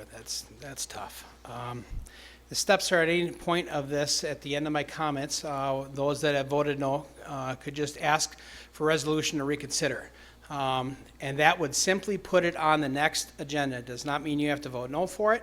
Just giving us more time to maybe make those connections, reach out, get some data, talk to the police chief. Is he still here? He's still back there. And make sure that we make those connections. And then it would put it on the March agenda for reconsideration again, where we can ask questions, we could have more data, we could have more time.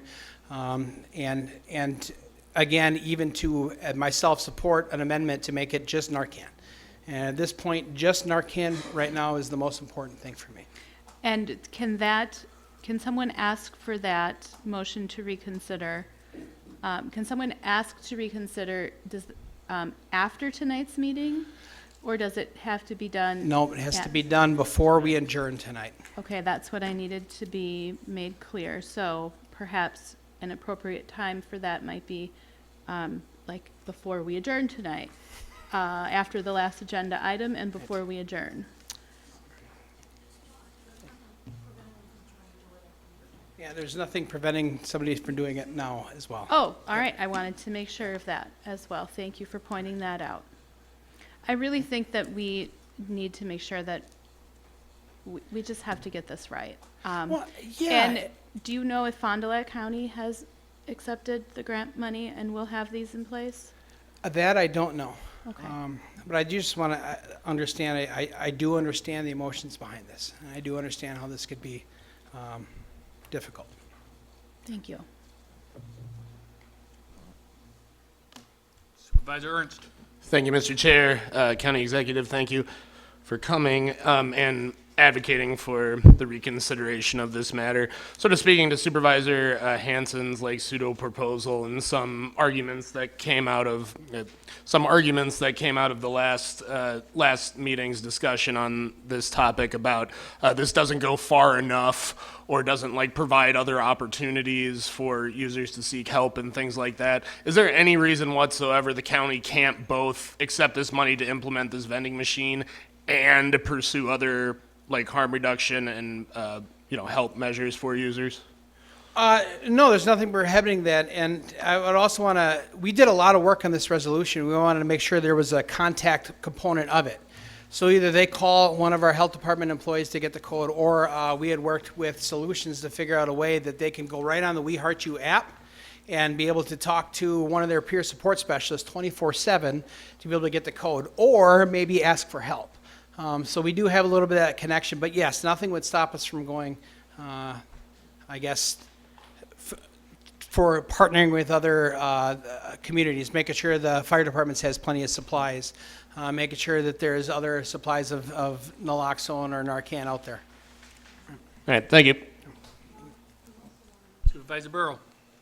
Thank you, Mr. Chairman, County Executive. Thank you for your comments. The two concerns I had, you have addressed, one being the amendment regarding focusing on Narcan, and you've assured us from the perspective to engage the communities these machines would go into, so we get the right placement, as well as that they buy into that. With those two things, I would like to, being a person who voted no for the first time, I would like to ask this be reconsidered and put back on the agenda. Thank you. Thank you.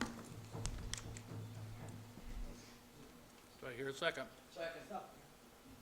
Motion's been made and seconded. Any more discussion? Any more discussion? Okay, Supervisor Harrison. Thank you, Mr. Chairman. As the chairman of the Health Board, I just, first of all, we meet every month now. It used to be every other one, so not this last one. The one before, we did talk about this, and I think the supervisors, we brought up every one of the points that were not, that everyone had about not doing this. So we took those, and as I remember, that the Health Board is going to work on those to have those answers. We were just trying to find a way to bring it back.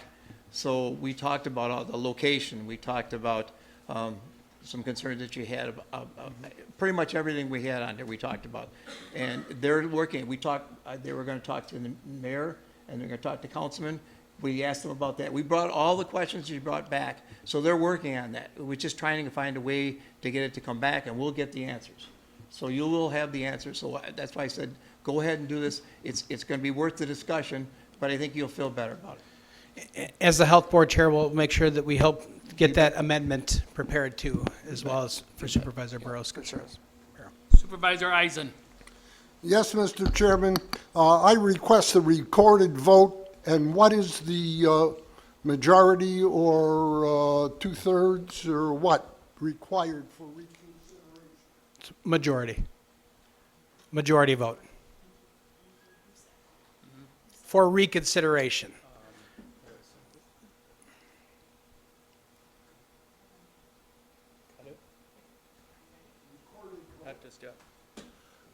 I've got to ask Corporation Counsel before. I've sat on this board for quite a while now. This is the first time I've ever seen anything like this. It used to always be where you had to bring in a resolution, someone that voted it against it or whatever on the other side, they had to bring it in, and then it was brought up at this meeting. I've never, in all the years I sat on, ever seen it. I know you're going to go to your book, but now all of a sudden things are being changed because of a book, and things are being done behind the scenes sometimes, I think. Well, no, these are the rules, as you guys know, 12.7. And it says, when a motion or a question has been determined, any member with the prevailing side, if he or she was present and voted, may move for reconsideration of the vote. But such motion shall be made, and acted upon at the same or next succeeding adjourned business meeting. So, you had to bring the motion today, but since it's not on the agenda, there would be an open meetings or a violation. So therefore, if in fact this motion for reconsideration passes, then the substantive, the heart of it, is discussed at the next business meeting in March. Okay, but I've never seen it done this way, and I don't know if you can go back and you name a time like this too. But I'm not questioning. You know, No, I don't. You read the rules all the time, so.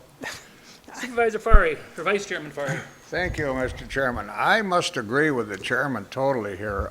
Never seen it done this way. First of all, if you want to reconsider a motion, all you have to do is call Corp Counsel and tell her your intent. Then the chairman puts it on the agenda for the next meeting. Now it's publicized. Now it's public. Then we vote whether we're going to accept the reconsideration. If we vote in favor of that, then you move forward with the resolution itself. I think the way we're doing it tonight is quite improper. I really don't think you should be doing it this way. But again, the problem is for open meetings, since this is not listed, it would be improper to vote on something since you don't have it in front of you. I totally agree. So I don't object to the supervisor requesting reconsideration. I object to taking the vote on that tonight. That needs to be done at the next meeting. I think that's why the county executive was looking for someone to go ahead and Yes. get it written, but he didn't get anybody. No, because you couldn't have it written. You can't take action on it tonight. You can only vote to reconsider tonight. We No, cannot vote on that resolution again tonight. The motion is a move to reconsider, not a vote on, that goes on the agenda, so it's public and people can attend. You're taking a vote tonight without it being on the agenda. But it's not a vote on the substance, it's a vote on whether to reconsider. That is not proper, in my opinion. That is done at, now, he has a right to reconsider. That puts it on the next agenda. But the vote, now it's public. The vote to reconsider is held at that meeting, not this one. Supervisor Stafford. Thank you, Mr. Chair. I was going to actually ask for those clarifications, but just one other clarification then. We're talking about the next business meeting, not special orders, correct? No, because it specifically says next succeeding adjourned, open paren, business. So this That's what your rules say. Right, so I just wanted to confirm that, just so everyone understood. We're not talking about next week. All right, thank you. Supervisor Dowling. Thank you, Mr. Chairman. Does Supervisor Burrow need to state the number for the resolution? I mean, obviously, we all know what he's talking about, but just for the formal record? Or saying, I want to bring back the resolution is I don't good have it. enough? Okay. I don't know if anyone's got it in front of them. I do. 310-01-2024. Do you want to look at that resolution? 310-01-2024.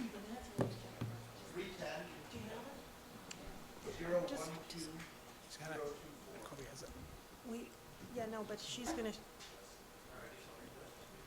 and we can have my paralegal help you find it if you. Supervisor Hansen. Thank you, Mr. Chairman. I just want to echo your sentiments on how this is being done. I'm not quite sure. Just a clarification on Rule 12.7. I'm not sure I'm reading it the same way.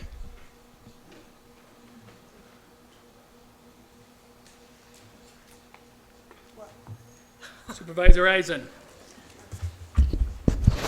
Point of order. My reference is Robert Rules of Order. Reconsideration. It can be moved only on the same day that the vote proposed to be reconsidered was taken. The regular form of the motion to reconsider can be used on the next succeeding day within the session on which the business meeting is held. So this is out of order, Mr. Chairman. Point of order, Robert Rules does not supersede our own rules, period. Supervisor Bureau. And it does say, pursuant to that, under 14.1, rules of parliamentary practice included in the latest edition of Robert's Rules, so far as they remain in common use and are practicable and applicable and consistent herewith. So it's not consistent with your rules. Supervisor Burrow. Thank you, Mr. Chairman. I ask that we reconsider Resolution 310-012-02 form, harm reduction for vending machines, incorporating the amendment the county executive has stated, as well as to integrate our discussions with the towns that we're replacing those machines. Thank you. Do I have the second that we had, Supervisor Flom? Point of personal privilege. Just hold on, we're catching up on everything. You got everything? Okay. Supervisor Cox. May I ask that that reconsideration be put on the agenda for the next business meeting and then called forward at that time?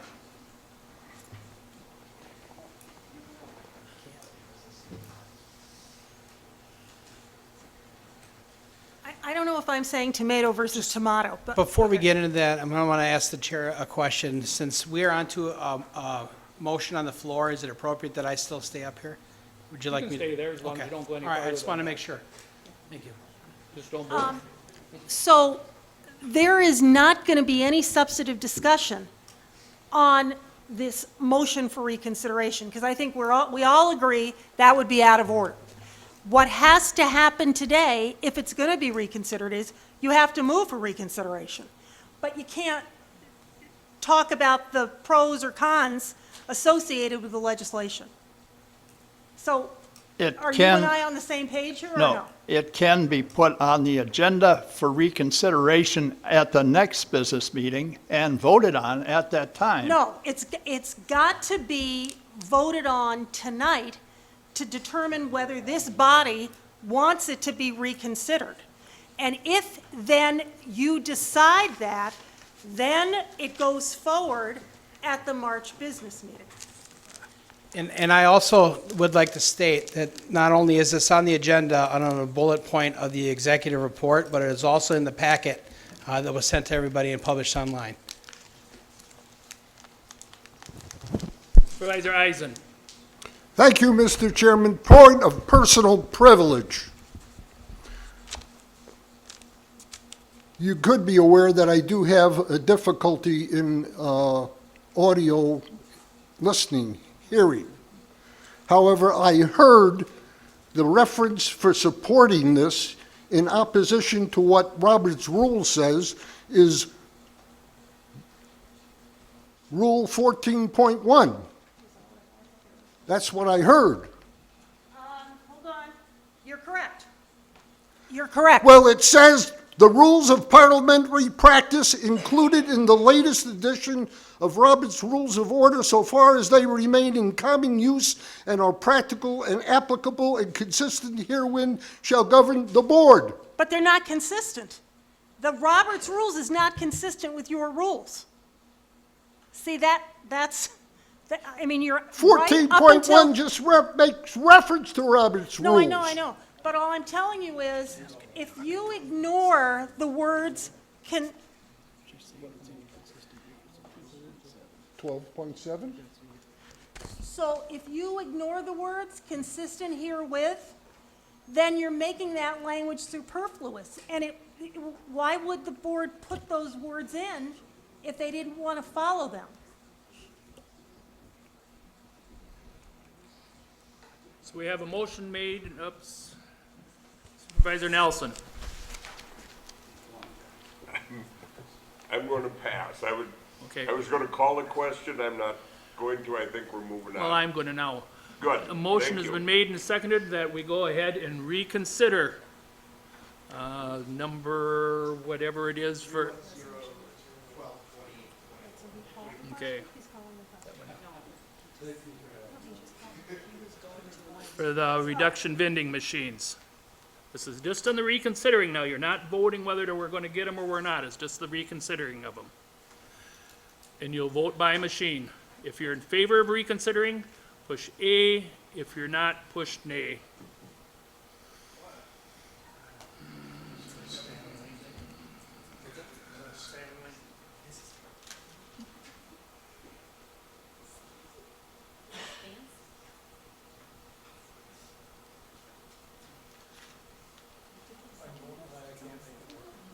Let me assist, okay? Sure. If you would like you.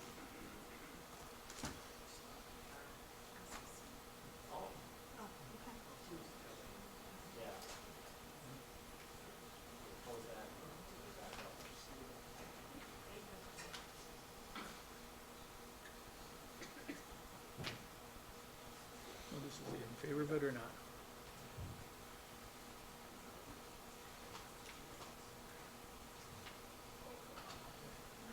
And that passes.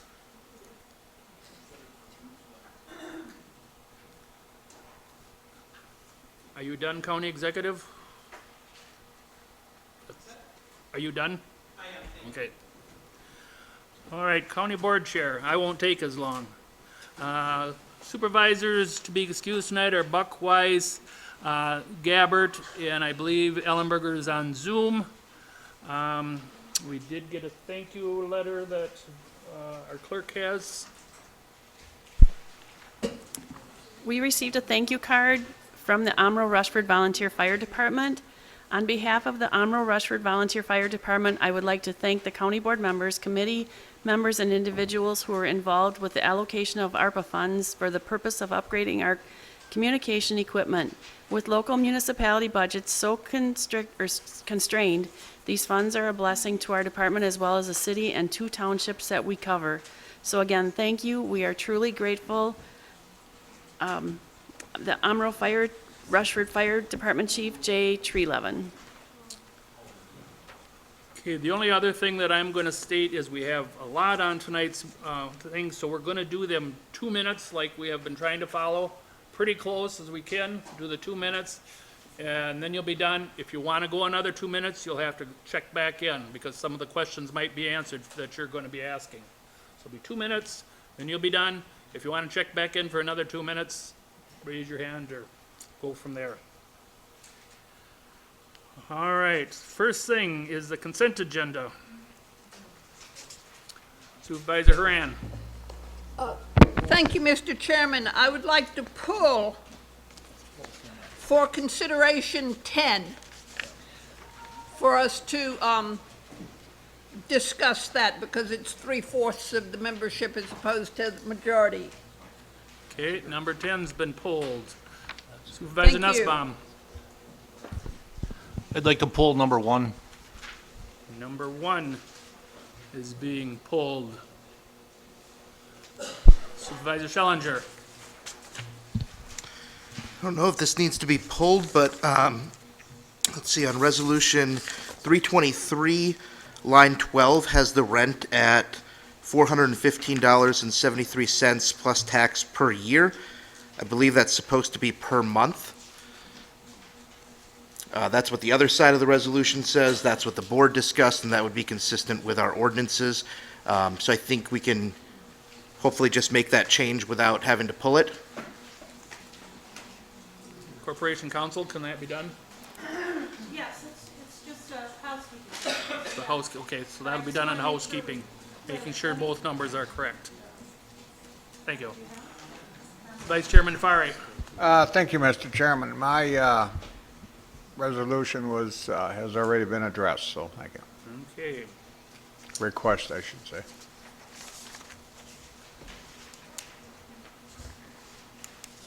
So all those other than number 1 and number 10 are being pulled out of the consent agenda.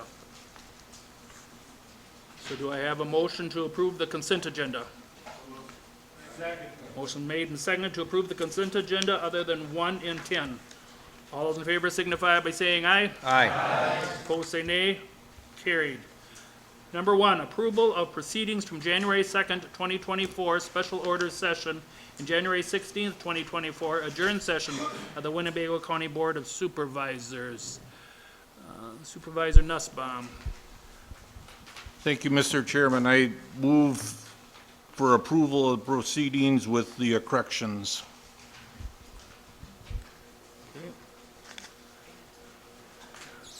And that's seconded by Supervisor Cox. Oh, boy. So the motion Donnie. made and seconded for approval with the corrections. All those in favor signify by saying aye. Aye. Opposed, say nay. Number 10, resolution 325-022-024. Supports sturgeon protect and exempt from Zorb Regulations Act, with exempts Wisconsin in any listing of the lake sturgeon under endangered species list. Supervisor, let's see, who called in? No, Supervisor Haran is the one that called in on it. Oh. Oh, wow. I move to it, thank you. I move to adopt Resolution 325-022024. Second. Okay, that's seconded. Supervisor Hintz. Thank you, Mr. Chairman. I'd just like to point out to my fellow supervisors that items on the consent agenda that take 2/3, 3/4 of a vote When's the last time you heard a nay vote on the consent agenda? We do not need to pull them for an individual vote. We can leave them on the consent agenda and call for a roll call vote if it sounds close. Thank you. Supervisor Gustafson. Thank you, Mr. Chair.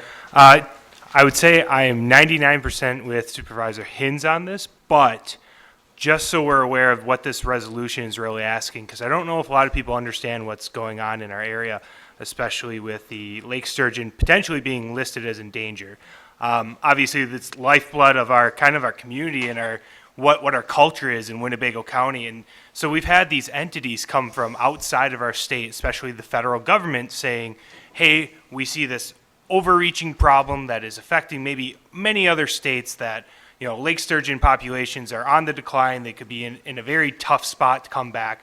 But that's not true for Wisconsin. And so ultimately what we're asking, not only here tonight as well as on the state level, we've been asking the federal government to come on out, see what we're doing right, and see if we can replicate what we've been doing here for the last 50 years of conservation. So I'll just ask the supervisors here, obviously, to support this resolution. I think it really stands strong with what our community represents. Supervisor Nelson. Yes, thank you, Mr. Chairman. This came up at the legislative committee, couldn't deal with it at the time. They asked me to try to put a resolution together. Well, I'd like to take full credit for this resolution that's written very well. I got to admit that it came from Ron Brook with a little bit of tweaking that we did to it. Ron Brook was the sturgeon biologist here for probably 25, 30 years, along with Kendall Kemke. I've been in touch with both of them. We know the economic impact. We know that there's 40,000 sturgeon out there that are being managed properly. What many of you maybe don't know is the Russians paid to send both Kendall and Ron Brook over to Russia to try to save the sturgeon population over in Russia. That sounds unbelievable with all the stuff that's going on now, but the only data, good data on sturgeon worldwide comes from Winnebago County. If you don't have a harvest, you can't weigh the eggs, you can't measure the eggs, you can't age the fish, you can't do all of that. So this is huge. I think Mr. Supervisor Gustafson's support, and I would ask that this be a roll call vote, and I would hope that this resolution gets sent on to all of the nearing counties and would prefer it gets sent to every county in the state. I would hope that they all pass this same resolution. So thank you. Supervisor Flom. Thank you, Mr. Chairman. I would just like to thank the gentleman from the 35th, Supervisor Nelson, for introducing this. We've done a fantastic job as a community in the conservation of sturgeon, and it's something really that we should be proud of. So I'm in full support of this resolution, and I would encourage my colleagues to also vote yes on this. Thank you. We'll be voting by machine. A if you're in favor, nay if you're not.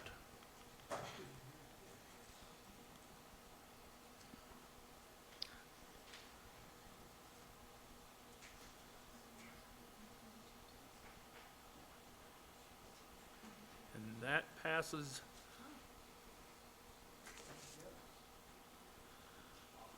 All right. Presentation of resolution and ordinance previously tabled or laid over to a day certain and disposition of same. Vice Chairman Fari. Thank you, Mr. Chairman. Before I move to approve this resolution, a couple things I'd like to state here. We have before us tonight, I believe, 10 resolutions addressing spirit funds and the commission's vote to bring it forward. So if you would please, as we go through these, you should have plenty of background with the agenda item reports to address your concerns and questions primarily. And also, I want to take a second to thank Supervisor Eisen for bringing the audit issue to the forefront before the commission. That was reviewed, and we did discuss it and we feel comfortable with the resolutions we're bringing forward. Having said that, I will now move for approval of Resolution 313-012-024. And that's seconded by Flom. And I see no discussion, so all those in favor signify by saying, oops, I'm sorry, Supervisor Hansen. Thank you, Mr. Chairman. Just as a matter of record, because of what may be considered a conflict of interest, I have to abstain on Resolution 313. Okay. So all those in favor signify by saying aye. Aye. Those opposed say nay. Nay. One abstention and one nay. Two nays. Who was the other one? Oh. You got them both? Okay. Sure you got them both, or we'll be in trouble. M, presentation of new resolution and ordinance and disposition of same. Resolution 324-022-024-24, establish salaries for county clerk, clerk of register of deeds, and county treasurer, Winnebago County. Supervisor Cox. Thank you, Mr. Chairman. I move to approve Resolution 324-02-2024 for the to establish salaries for the county clerk, register of deeds, and the county treasurer of Winnebago County. And that is seconded by Supervisor Gordon. Any discussion? Not see any. All those in favor signify by saying aye. Aye. Those opposed say nay. Carried. Resolution 326-02-2024. Ratify the tentative agreement between Winnebago County and Winnebago County Deputies Association covering January 1st, 2024 through December 31st, 2026. Supervisor Cox. You're on. Turn me on. Your light's red. Okay. That's the only color I can get it is red. Okay. So I move to approve the resolution 326-02-2024, the ratification, ratifying a tentative agreement between Winnebago County and the Winnebago County Deputies Association covering January 1, 2024 through December 31, 2026. Second. That is seconded by Supervisor Huron. She beat you. Any discussion? Not seeing any discussion. All those in favor You're signify by appreciated. saying aye. Aye. Opposed say nay. Carried. Resolution 327-0220-24, individual health decision pertaining to COVID-19 government lockdowns, vaccines, and mass mandates. Vice Chairman Fari. Thank you, Mr. Chairman. I'll move for approval of Resolution 327-02-2024. That's seconded by Supervisor Hansen. Supervisor Eisen. Thank you, Mr. Chairman. I move to refer this to the Board of Health. That is seconded by, who seconded? Seconded by Supervisor Nichols. Let me vote it on now.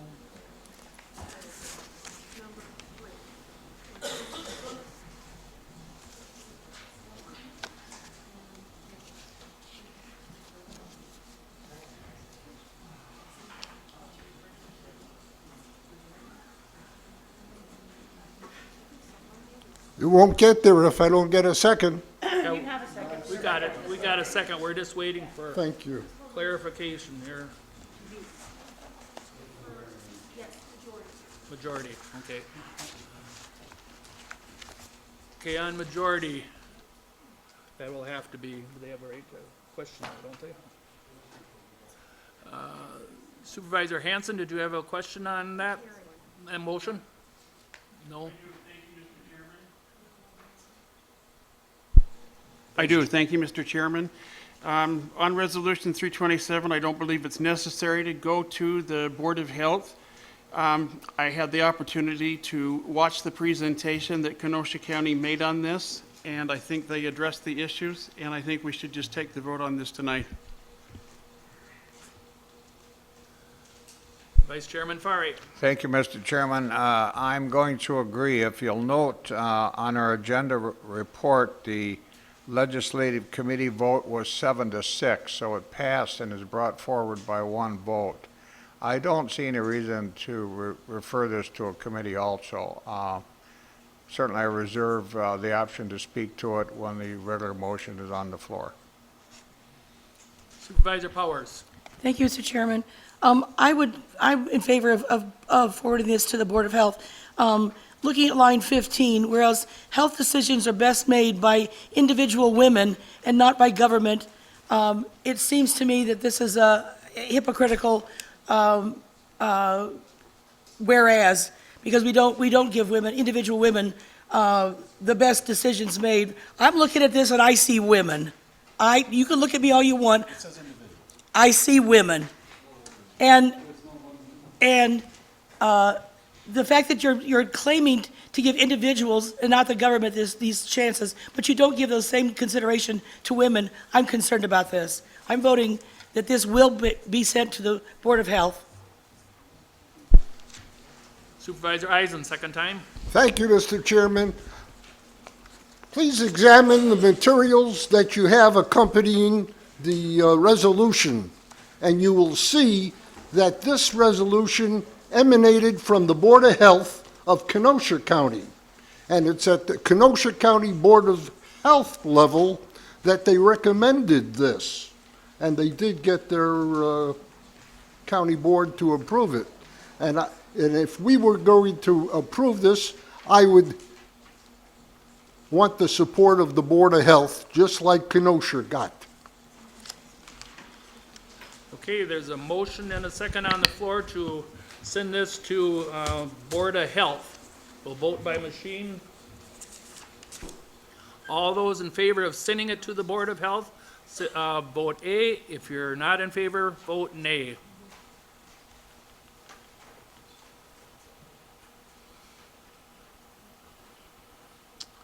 And that's a tie, so that stays right where it's at. So now we're back on the main one.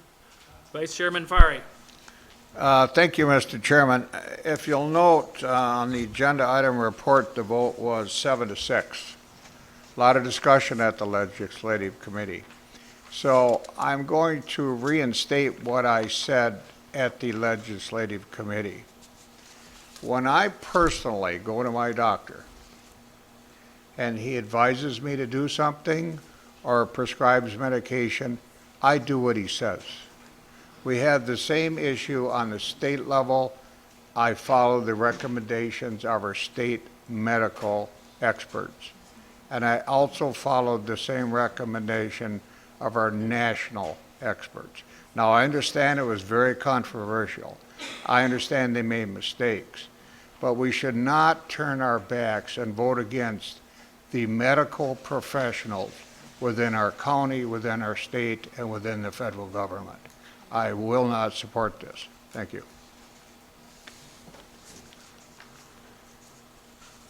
Supervisor Hansen. Thank you, Mr. Chairman.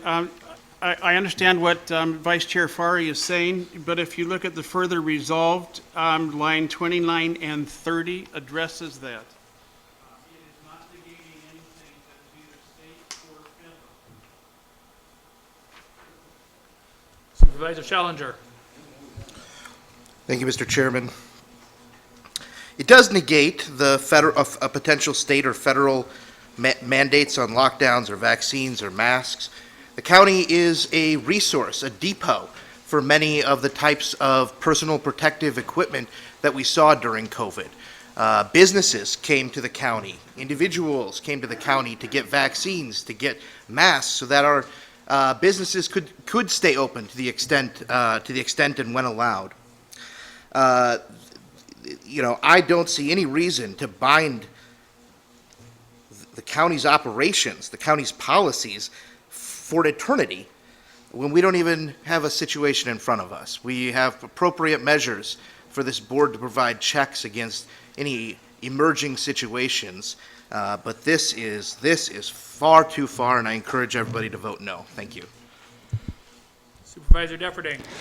Thank you, Mr. Chair. I tend to agree that typically when we get advice from doctors and nutritionists, that we would follow their advice. But we have to also keep in mind too that we are protecting the people's right to choose what they do with their bodies. And sometimes people can make very ill-advised decisions, but if we want to live in a free country, we have to defend that right for them to do that, even if we don't recommend it.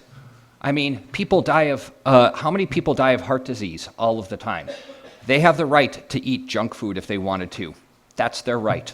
I will defend that right. And we have to keep in mind, too, that we should not conflate the concept of following what the doctors say versus following what politicians say, because those are two very different things. Politicians are not doctors, doctors are not politicians. And doctors can certainly make their recommendations. And much like how we had someone speak about that, we do have a public health department that makes recommendations. But those are recommendations. This is something that goes far beyond recommendations. This is forcing people to make a choice for them. And that I find to be incorrect. So this is just a promise to those in Winnebago County that we will not make a decision for them. They still have that right. Thank you. Supervisor Burrow. Thank you, Mr. Chairman. I want to touch on a few things. I want to touch on row 26, the word impose. I want to come to this from an individual rights perspective. There were people that lost their jobs because they were told either get vaccinated or you will be terminated. They had no choice in the matter. Also, from a doctor-physician perspective, there's a lot of evidence out there. Doctors were not unanimous behind COVID vaccination, particularly as we moved away from the initial event. A lot of doctors were taken off board certification because they tried to challenge science. Science is to ask questions and to bring those things up. And so I want to come back. This is about balance. This is about allowing people to make informed decisions, to work with their doctor. I even was told by my doctor that if I don't prescribe it, I will lose my job. They didn't have it. They weren't allowed to follow science and facts.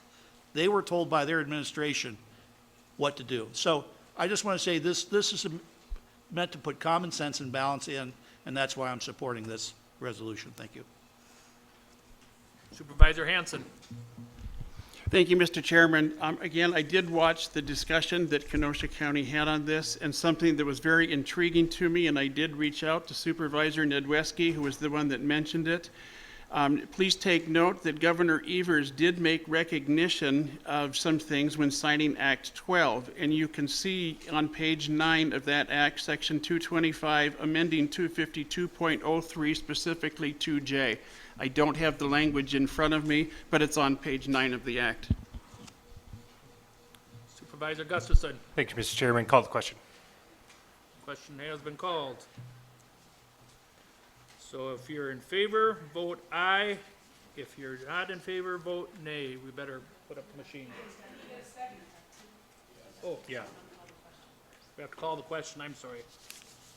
We have to vote on the call the question, yep. Are you ready?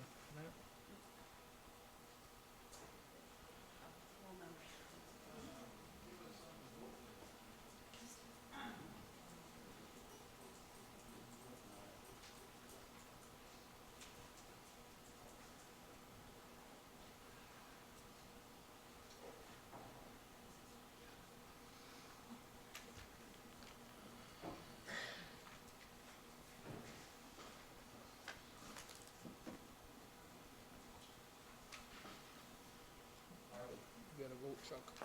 To vote.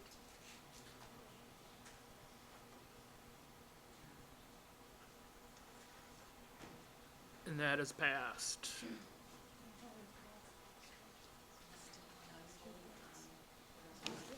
We're on the resolution, so if you're in favor, vote A. If you're not in favor, vote nay.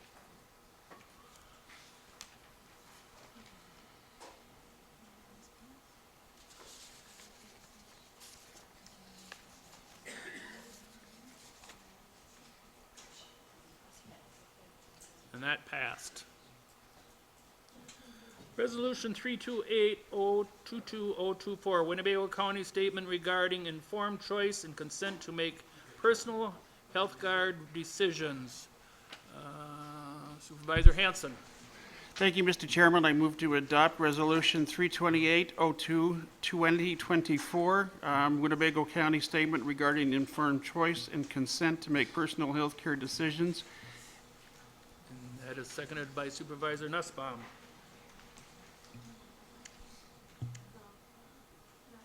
Supervisor Hansen. Thank you, Mr. Chairman. Just to note, this is a little bit of a play off of Kenosha County's Resolution 60, and I do want to make note that something that is very different in this, this resolution specifically asks you to please consider yourself, your doctor, and our Department of Health, which in this case right now would be Doug Giernan. For that, please refer to line 30 of the resolution. Again, we do not claim to go against any federal or state orders. That's line 34. And I also ask everyone to consider the Ninth Amendment, which states the enumeration in the Constitution of certain rights shall not be construed to deny or disparage others retained by the people. Thank you.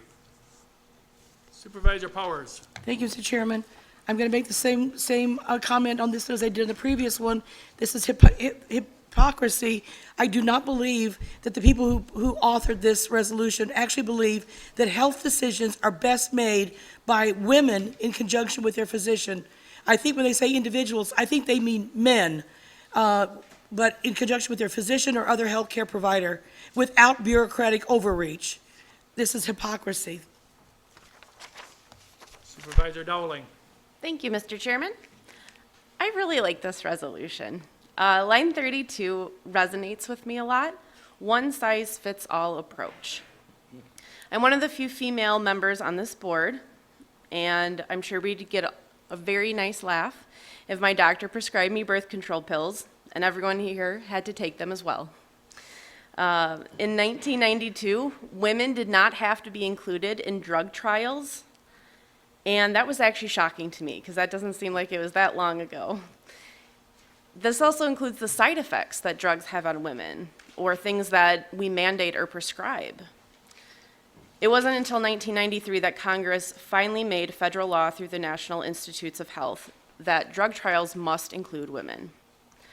Dr. Janine Austin Clayton, who is an associate director for the Women's Health Research at the NIH, said, quote, "We literally know less about every aspect of female biology compared to the male biology," end quote.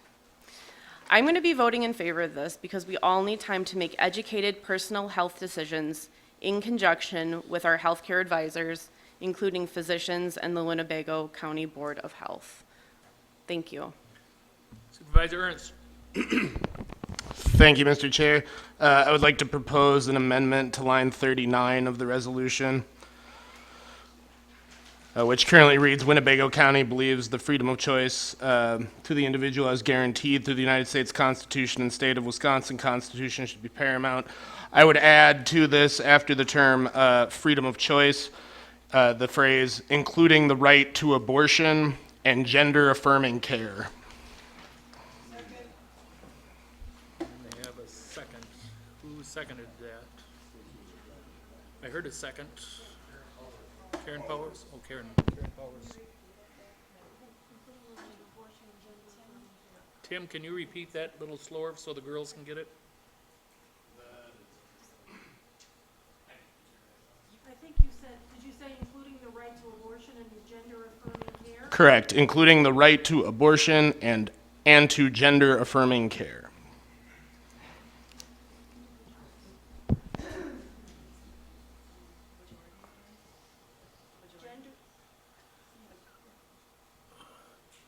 Supervisor Eisen on the amendment.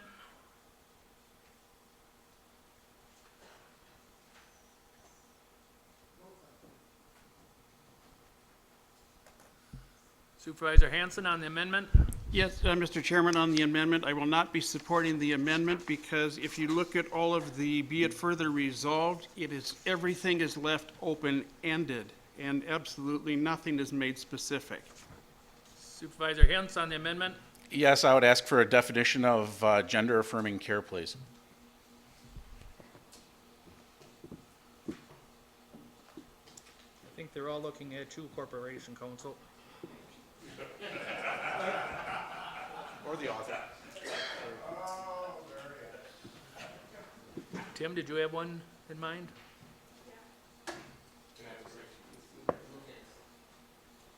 He's the author, that's fine. Oh, he's looking at?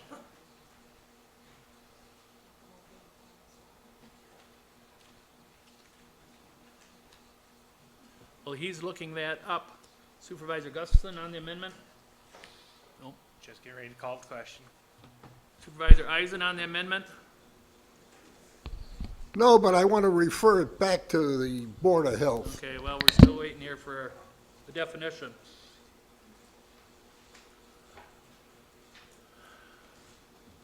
Supervisor Defferting on the amendment? Yes, my question actually isn't referring to like gender affirming care. I'm just would like to know from the author of this amendment, what do you mean by right to?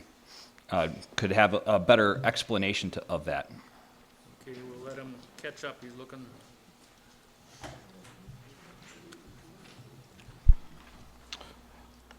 All right, so I will go with the definition as provided by the Department of Health and Human Services Office of Population Affairs and their document, Gender Affirming Care in Young People. Gender affirming care is a supportive form of health care. It consists of an array of services that may include medical, surgical, mental health, and non-medical services for transgender and non-binary people. Okay, and then we had a question from Supervisor Defferting. Once again, please. Sure. The question is, what do you mean by right to? What the part that I'm asking about is right to. What do you mean by that? In terms of just the phrase right to, I mean the ability of individuals to act as is codified and protected by law, I guess. So like if somebody were not to not receive these services, would they then be incarcerated or jailed? Nope. Okay.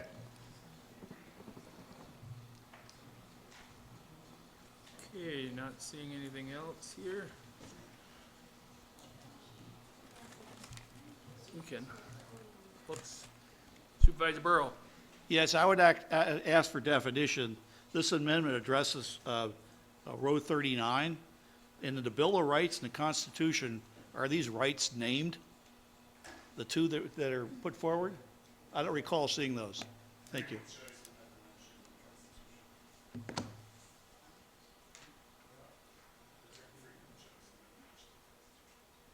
Supervisor Hansen, I think you're one of the authors. I am so sorry, Mr. Chairman. What was the question? I'll go back to him. Supervisor Burrow, do you want to say again, and then your authors can go ahead and tell you the question you just asked? So the question I asked is where this Row 39 applies to the Constitution of the United States, the Constitution of the state of Wisconsin. The amendment suggests there are rights to abortion and rights to a gender-affirming care. Where are such two items contained in either the U.S. Constitution or the Wisconsin Constitution? That's my question. Nope. How you are? They're in the same place where the term freedom of choice is used, which is not a term used in either constitution. So if there's a problem with asserting that gender affirming care and abortion are rights under the Constitution because they're not mentioned anywhere, then it is also a problem that all of the justification for this resolution is based in rights talk.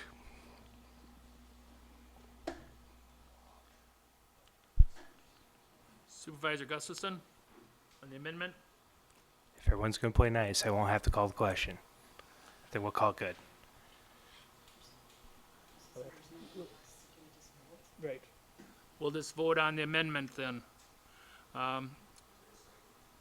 If you're in favor of it, push A. Yes. Yes. Yeah. Karen Powers, we had a second. Yes, sir.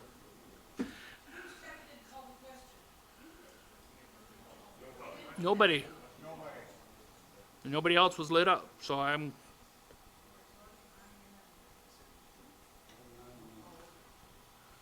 So if you're in favor of it, vote A. If you're not, vote nay.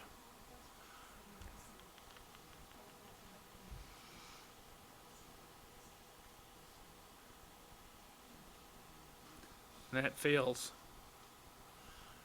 Now we're back on the main.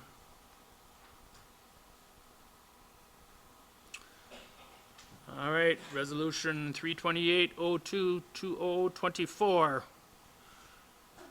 Vice Chairman Fari. Thank you, Mr. Chairman. I do agree with Mr. Eisen on this one. I'll move to refer this back to the Health Committee. Motion made and second to turn this back to the Health Committee, and it has been seconded.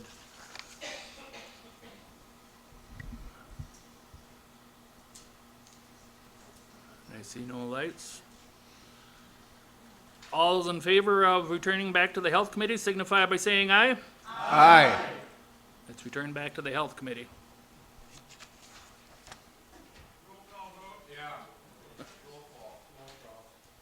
Okay.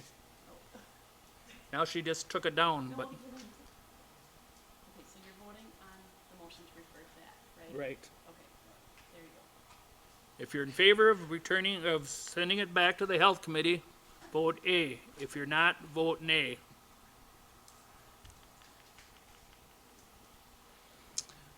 That passed 17-14.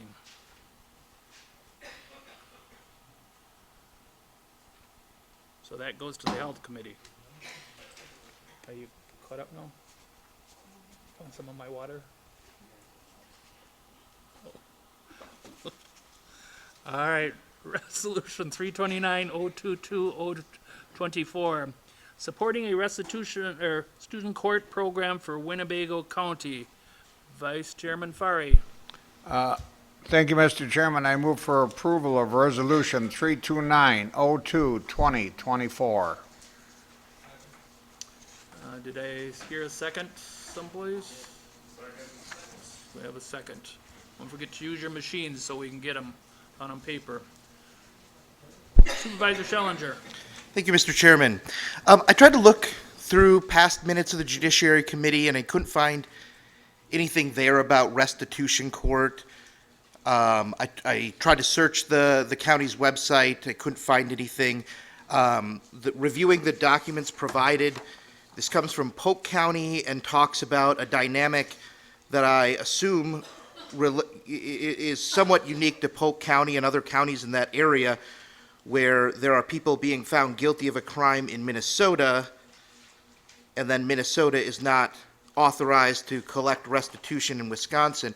I'm wondering if this is something that's been brought forward as an issue by our judiciary. Has our Judiciary Committee reviewed this and I just missed it or didn't see the minutes yet? Is there anything local to Winnebago? No, it has not been reviewed by Judiciary. I see a head shaking from the chair. Nothing, we have not heard this brought forward from the judges. Then I'll make a motion to refer this to Judiciary and Public Safety to determine if this is something that is a problem for Winnebago County that we should be advocating for. Second.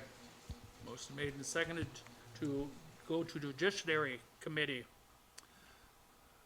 Supervisor Haran, any questions on that? I'm not gonna speak to this, thank you. Supervisor Defferding? Yes, thank you, Mr. Chair. I was the one present at the legislative meeting who voted on this, and I was kind of there as to be the chair of JPS. Just to confirm, this was not brought to JPS. I'm totally fine if this is brought to our committee to take a closer look at it with a magnifying glass. Not seeing any other lights. All those in favor of this being go to JPS or Judiciary Committee signify by saying aye.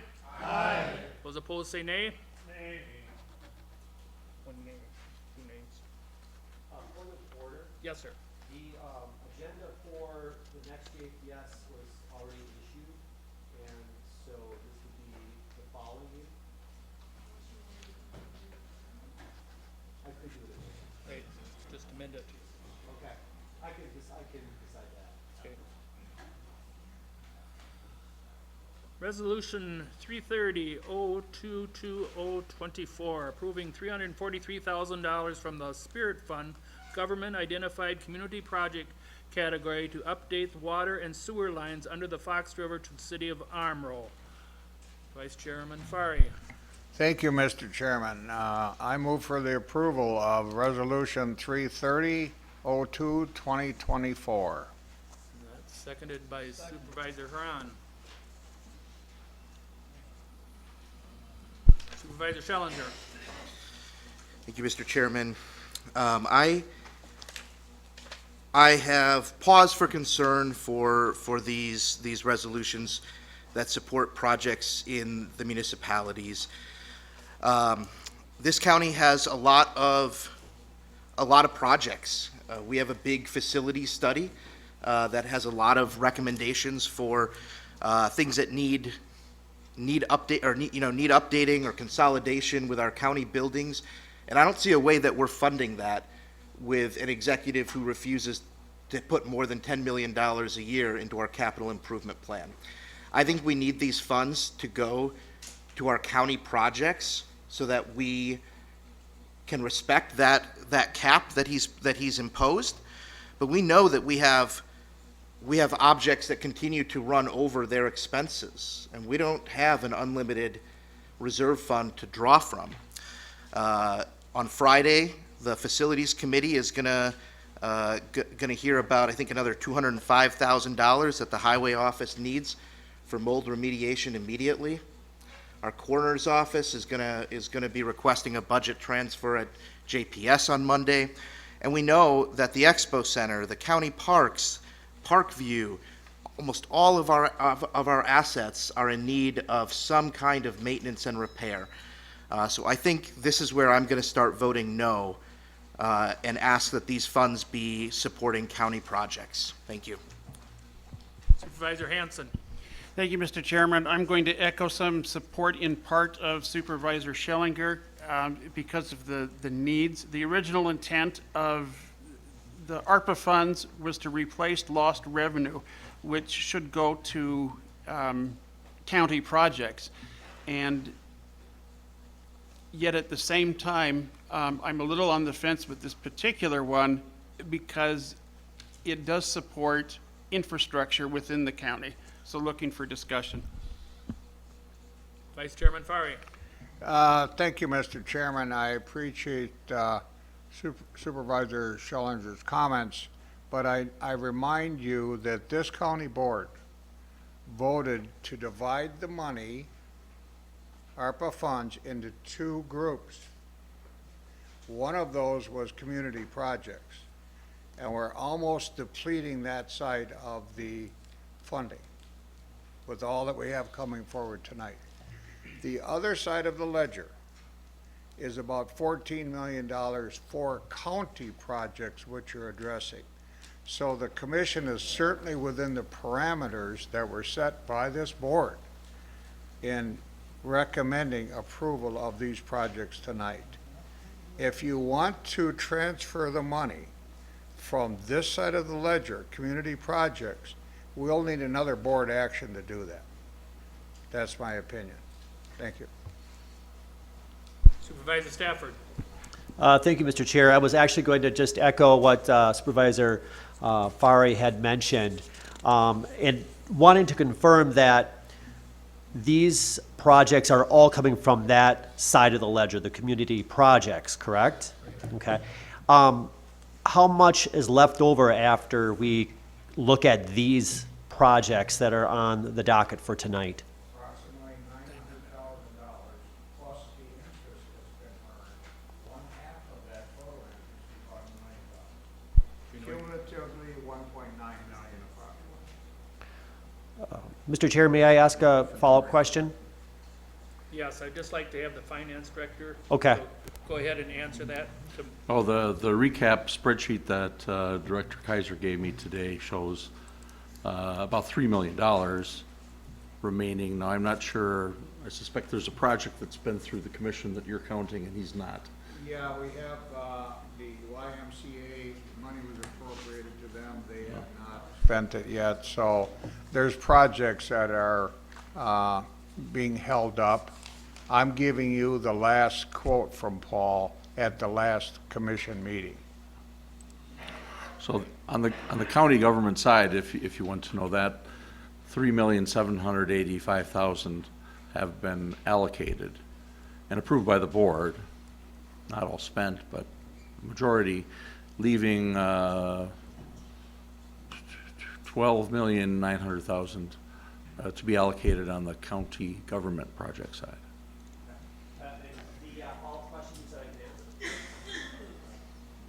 The resolution that you're speaking of, which I agree, we as a board decided that we're going to split that money. And we have to honor that, or we have to address it in some way. Though I believe that resolution did not identify how we utilize the interest, correct? So that is something that this board would have to act upon before we spend. I believe that's correct. The numbers I gave don't include the interest. I don't know the precise total of the interest. It was, but it's a significant amount. It's probably at least $2 million now. I'm sorry. Yeah. Okay. All right, thank you.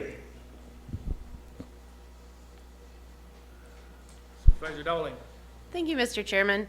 I do want to kind of echo what Vice Chairman Fari said. And this county board has been throwing money out the window from our community projects category.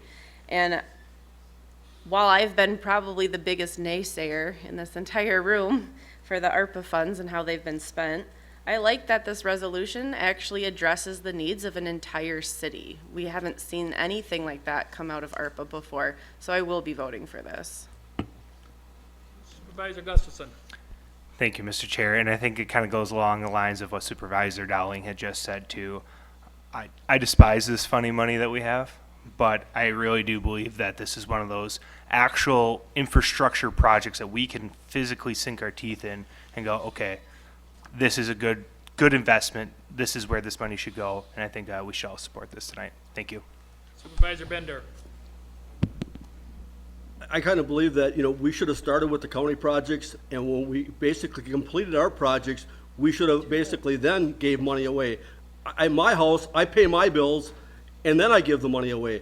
So I won't be supporting this, or I'll support a couple of these, but I think we need to get onto the county projects. We have a highway department that is falling apart. We got fuel tanks that are 30 years old, and we don't even address any of those issues. We got a paver that needs to be replaced. We got a parks department that's going to be coming for $3.8 million. In the city of Oshkosh, the utilities get charged to our water bill. I pay about $100 a month for my water bill. And they're going to put those big holding tanks up because we have underground ones and they say they leak and contaminate. So my water bill is probably going to go up $20 a month. That's just, they can charge on their water for these utilities. I just don't think at this time, if we meet our needs and this money is left, I would be happy to vote for it. We can transfer this money back into the county side, pay for the things that we need to do. Like we borrow $10 million a year. That would take the whole $10 million, wouldn't cover what we need at the highway department. They haven't had a wash bay. We got the frames of the trucks rusting out. The oil pans rust out. I've been saying for 2 years we need to build a wash bay. Nothing happens. The trucks rust away. They got a truck sitting back there they couldn't even get rid of with a rusted frame. They use it for parts. Over $400,000 a truck. So I won't be supporting this. I think they can get this from the utilities. Supervisor Nelson.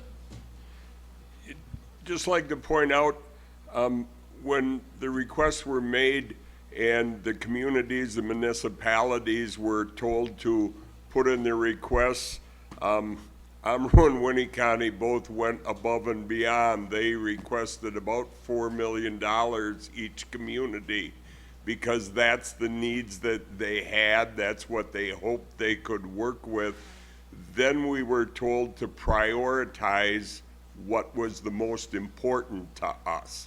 I'm not totally on board with the utility, but I realize that to Amro, this is the most important project out of the 4 million that they were looking at.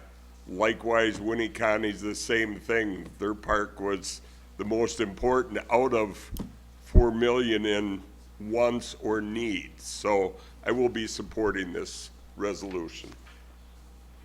I just have to say, and I'm sure I'm not going to make a big friend of our county executive back there, but all this money that's gone out is what's been presented to the commission. That other that's sitting on the other side that you're all talking about, all these trucks and these truck wash and all this and that, we're waiting to come from his staff to come to us. And what's ever come from him, we go ahead, and so far we've approved anything that's come from him and brought to here. Now, until we see it, it's pretty hard for us to go ahead and approve it to bring to you, because that's the way it works, is that it goes from there and then comes to the board to get approved. So I just, so you don't blame the commission totally. This is where it's coming from, and until the county execs department goes ahead and brings the other in. They have brought some things in, which Mike had said that he kind of told you on what was spent already on that. But till the rest comes in, I think you're going to see one. Maybe on Friday you might have one coming in for one of the areas, but other than that, that's all that we've seen so far. So it isn't the commission that's holding all this up, just so you all know. Supervisor Harrison. Thank you, Mr. Chairman. I think at this point, I think it was April of last year. I mean, when you're 8-0 and you guys have worked, I've watched some of the meetings. You guys go through a lot. You go through a lot deciding what to do. We talk about it, goes back and forth, but it seems like it's almost been a year that the public just hears that money's sitting out there. We got interest they were getting because we didn't use it. Other counties have given out their money already. I think to sit here and talk about stuff that we've already made people jump through the hoops, make them do all they're done and narrowed it down, and now to start picking, no, we better not do them anymore. I mean, I think we wasted a lot of people's time, and I can remember 2 years ago when I started this, they said that we should, an attorney said, we should really count on our committees that they do all the work. And if you have any questions, that you should call the committees or the people involved before you get here and start picking at stuff. I think it's time that we act like gentlemen and women and get this done and move on to our county stuff. Thank you. Supervisor Hintz. Thank you, Mr. Chairman. I just want to remind everybody that I think we all agree that our biggest asset in Winnebago County is our water. And we are doing our waterways and everything else a disservice if we are allowing old dilapidated water and sewer utilities that actually cross under the Fox River to get more dilapidated and to get older and to degrade. Because when you have those new lines, when you have the cleaner water, the fresher water, because you have good lines, that in turn means we're putting the good, better water back into our rivers and lakes.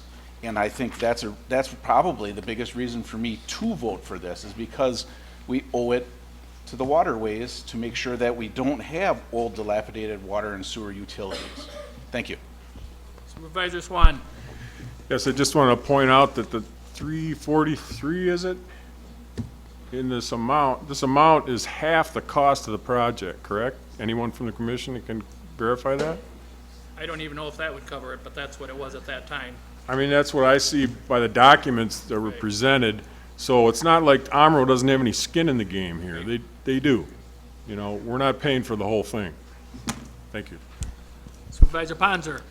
Yes, I got to tell you all that I'm probably going to vote for every one of these, because you had a commission, we put our faith in them, and now we're cutting them down, and that's not it. I have the faith that they did their due diligence, and I'm voting for all of these because we agreed that they were going to set the criteria and these people have followed it.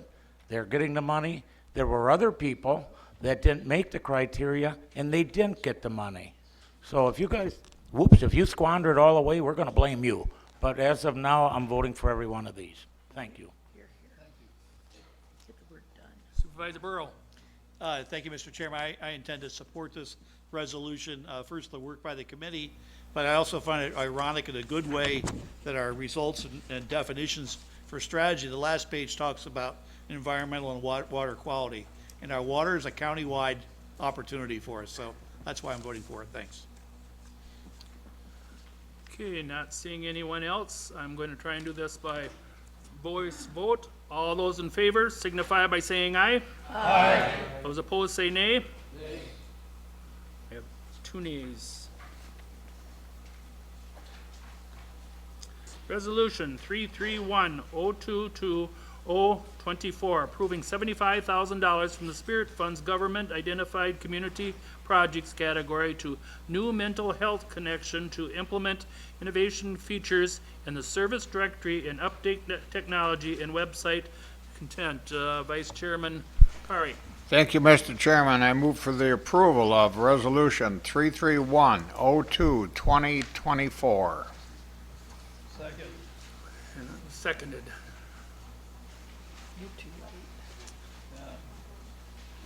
Not seeing any discussion lights on. All those in favor signify by saying aye. Aye. Aye. Those opposed will say no. Nay.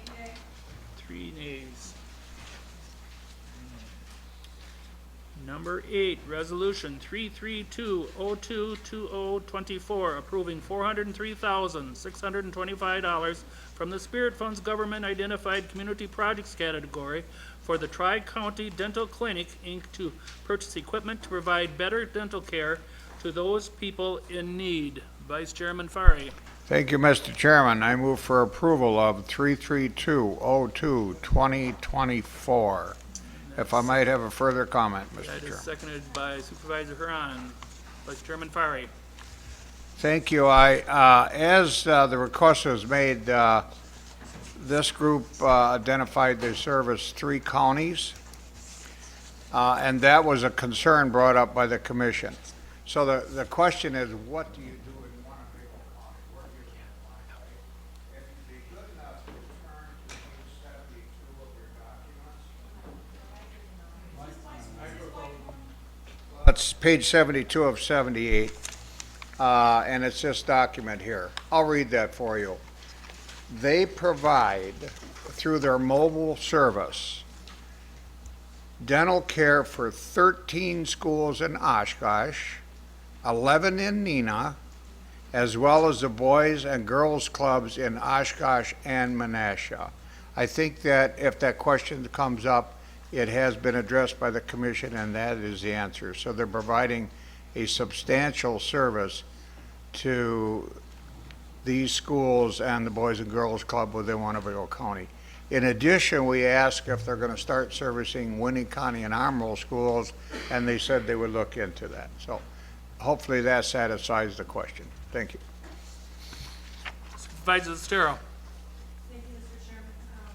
I will be supporting this amendment, this resolution, but I just want to drive home the fact that I think dental care really needs to be for all ages, and I understand it is for all ages, but focusing on children, okay, but there's so many people as you get older that really go without, and a little bit of concern there, but I will be supporting it. Thank you. Supervisor Bender. I will be supporting this. I took a tour of this facility, and it's a very nice facility. They have basically plenty of staff. There were quite a few people waiting for like emergency dental work, and you can go to the emergency room, but they're not going to fix the tooth. You know, they can basically tell you and refer you to go to a dentist, but if you don't have any money, there's no dentist going to take you. Where they will basically take care of the children. If the parents sign a consent form, they can get care right at their school. They can come out and they don't lose much school, maybe 45 minutes to an hour. Any veteran can go there free of charge. And if you have kids that have basically orthodontist work that are really bad, they do have some funding for that, not for everybody, but if you have like maybe a overbite where if you don't correct it when you're young, you're not gonna be able to correct it, they can help you with that. So this is a project that I basically support 100%, and the work that they do, we should be grateful that they come to the community and that they service it. They have basically on staff, one licensed, basically dentist, and then they have like students from Marquette basically doing a lot of the work. It's a really nice operation. They got a nice sterilization where they clean the tools, so I urge everybody to support this. Supervisor Flom. Thank you, Mr. Chairman. I'd like to thank Dr. Floric from Tri-County Dental who called me and who gave kind of the rundown on this resolution. This is a fantastic organization. They do a lot of great work in the community. My dentist also volunteers some of her time at the Tri-County Dental Clinic, and they actually came to my Rotary Club the other day to give a presentation about what they do. So I'd just like to echo the other sentiments of the supervisors here. This is a need in the community, and I very much support this resolution. Thank you. Supervisor Hansen. Thank you, Mr. Chairman. I need to clarify unequivocally, I am not arguing the merit of this organization. I do want to call into, for clarification, it is a tri-county, which means 3 counties. Here's where I'm really wrestling. Sandy Drexler, absolutely wonderful person. She answered my emails immediately, but one of the things that I asked for, and she clarified, 44% of what this does is going to the city of Appleton, which most likely means Outagamie County. Dr. Floric, wonderful man, said in his public statement that 40% of this is Winnebago County. So with that, I would like to make an amendment. It's right now asking for $403,625. I would like to take off 44% of that, which is most likely Outagamie County, which reduces the amount by $177,595 for a total instead of $266,030. Motion is made and seconded. Discussion on the amendment. Supervisor Harrison.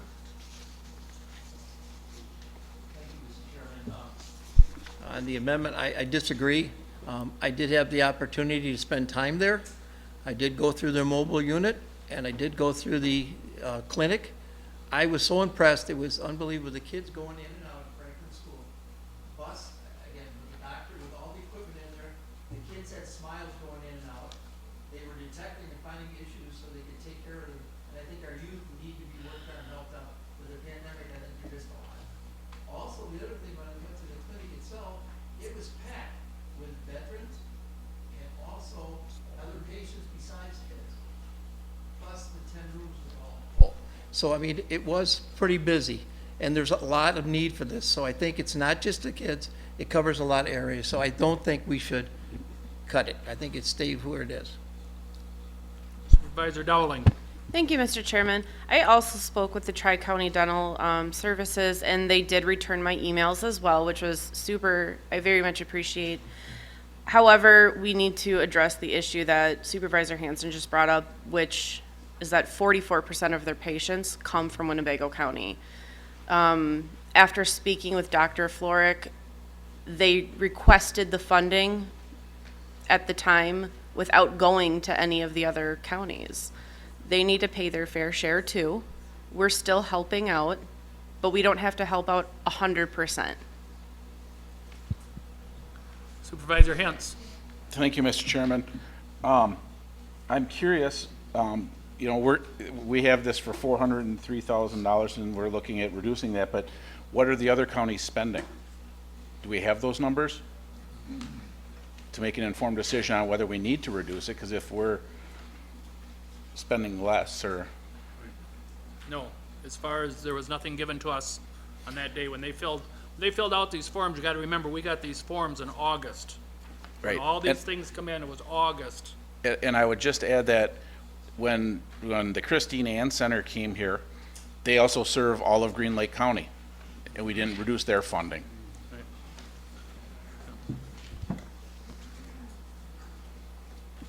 Supervisor Zelmer. Thank you, Mr. Chairman. I do not agree with the amendment to move the 44%. Let's have Winnebago County be the leader. Let's be the leader in this and not the follower. Let's show the people that we've got compassion, understanding for these folks. So please defeat this amendment. Thank you. Supervisor Hansen. Yeah, thank you, Mr. Chairman. I don't disagree that we should be the leader. We would be the first of the 3 counties to put money in. I'm just asking for the other counties to contribute their fair share. Supervisor Schellinger. Thank you, Mr. Chairman. The request, or at least the resolution, is suggesting that the county fund half of the project. I think the logic behind reducing the amount that was proposed isn't really sound. I think if anything, we should be funding 40% of the project, not some portion of half of the project. But regardless, we should defeat this. This is a valuable resource for a lot of people in our county, and it's the kind of organization that doesn't have a backfill support system. Thank you. Vice Chairman Fari. Thank you, Mr. Chairman. Some of the questions being asked are addressed next to the last page on the support documents. The project cost that they want to implement is $807,000. The requested amount was $403,625, which I think is what the commission approved here. In addition to that, they've received funding from Wisconsin Healthcare. Several of these are state grants in the sum of $160,000. They received another grant for $75,000 and another one from the feds for $6,830. So I think they're reaching out all over. What they've done to address funding from Outagamie County or Calumet County, I don't recall any questions or response to that amount. But, I certainly won't support the amendment here. I think the commission has done an excellent job of going through this and reviewing it and making their recommendations. So hopefully you'll support that. Supervisor Haran. Thank you, Mr. Chairman. I want to say that when we look at the community projects that we have supported, the number of people who are being addressed by the Tri-County Dental Group is significantly more on an individual basis than many of the other projects that we have funded. Christine Ann, they have plenty of people, but they're servicing the same person day after day after day. Solutions Recovery supports the same people day after day after day. This is new people coming into this group who are getting health care, serious health care, and we need to support this group. Thank you. Supervisor Harrison. Thank you, Mr. Chairman. I know it's the second time, but I was going to say same thing that Supervisor Farley said. The other point is they've already spent $45,500 of their own money in this already. So if you take the total picture, we're not that far from the 44% where we should be. And I think what you're getting, the volunteers, what they've done, we shouldn't be talking about splitting this up, changing it. We should continue to what we do, please. Supervisor Bender.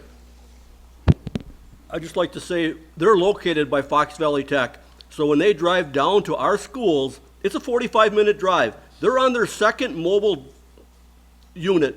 Just like we bought the truck for the sheriff's department for the emergency command center, they have a vehicle just like that they drive down to Oshkosh to take care of our children.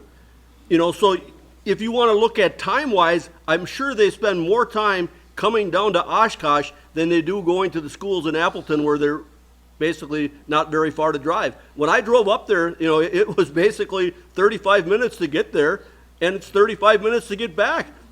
That's all wear and tear on that vehicle. Diesel fuel's $5 a gallon. You see what the command center cost. What was it, $600 and some thousand? They're fundraising all the time. There's a big J.J. Keller sticker on there.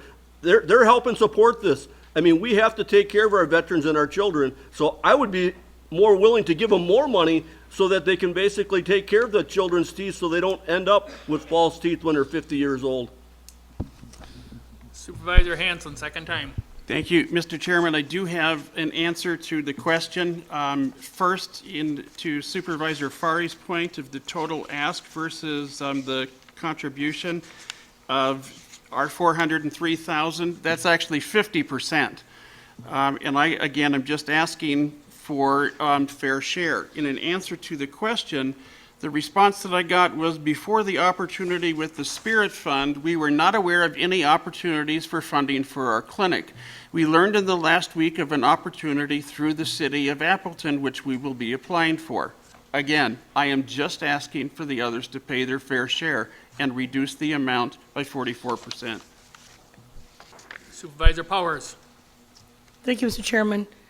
So if we reduce this by 44%, what are we gonna do? Just fix the front teeth and leave the molars behind? I'm gonna oppose this amendment.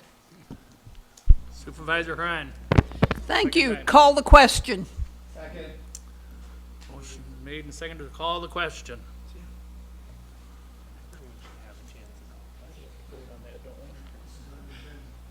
All those in favor of calling the question signify by saying aye. Aye. As opposed, say nay. Question has been called.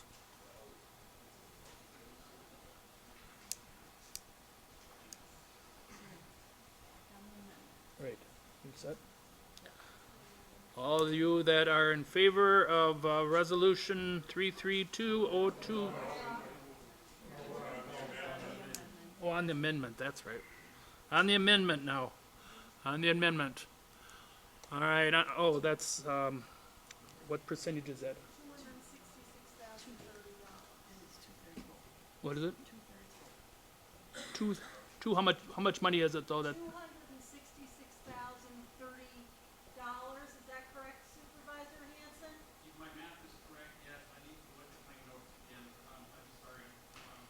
That's what you want to take away, or that's what'll be left? I thought that's the number he cited. I know, but I want to make sure of that, because Please forgive me, I have misplaced that note. Give me 1 second, please. Oh, here it is. The ask is for 403,625%. 44% of that is 177,595. So subtracting that from the 403,625 leaves 226,030. 226.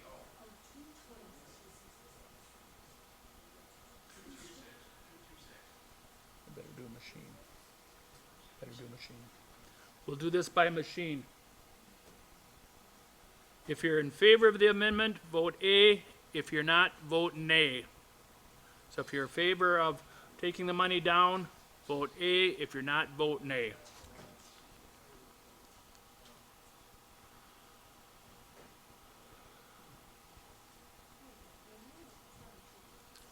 And that failed. What? Amendment is not a two-thirds, the amendment. This is an amendment. So amendment is a majority. Right, I didn't say it had to be 2/3. It failed anyways. Right.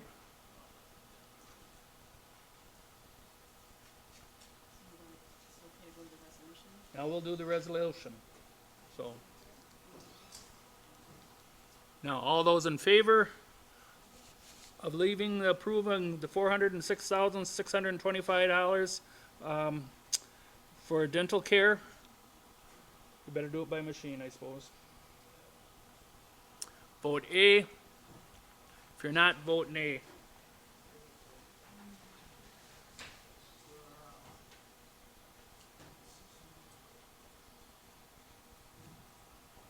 And that passed. Resolution 33302-2024 approving $350,000 from the Spirit Fund's government identified community project category for children's child care resource and referral to support child care providers with training, mentoring, and in turn provide increased available child care openings in Winnebago County. Vice Chairman Fari. Thank you, Mr. Chairman. I move for approval of Resolution 33302-2024. If I might, Mr. Chairman, the commission clearly stated that one of the primary concerns of issues for the families and residents of our county is childcare. I'm sure those of you who have children or know of perhaps your relation childcare is getting very expensive and it's hard to get if you can get it all. So that was the focus of the commission during this project. Thank you. Supervisor Schellinger. Thank you, Mr. Chairman. As a parent who had to move in-laws to town to help with childcare, I can attest that yes, this is a incredible problem in our communities. The expenses, the availabilities are just not congruent for a lot of families, and move the in-laws up. So I asked these questions, very concerned about this and very empathic towards finding a solution.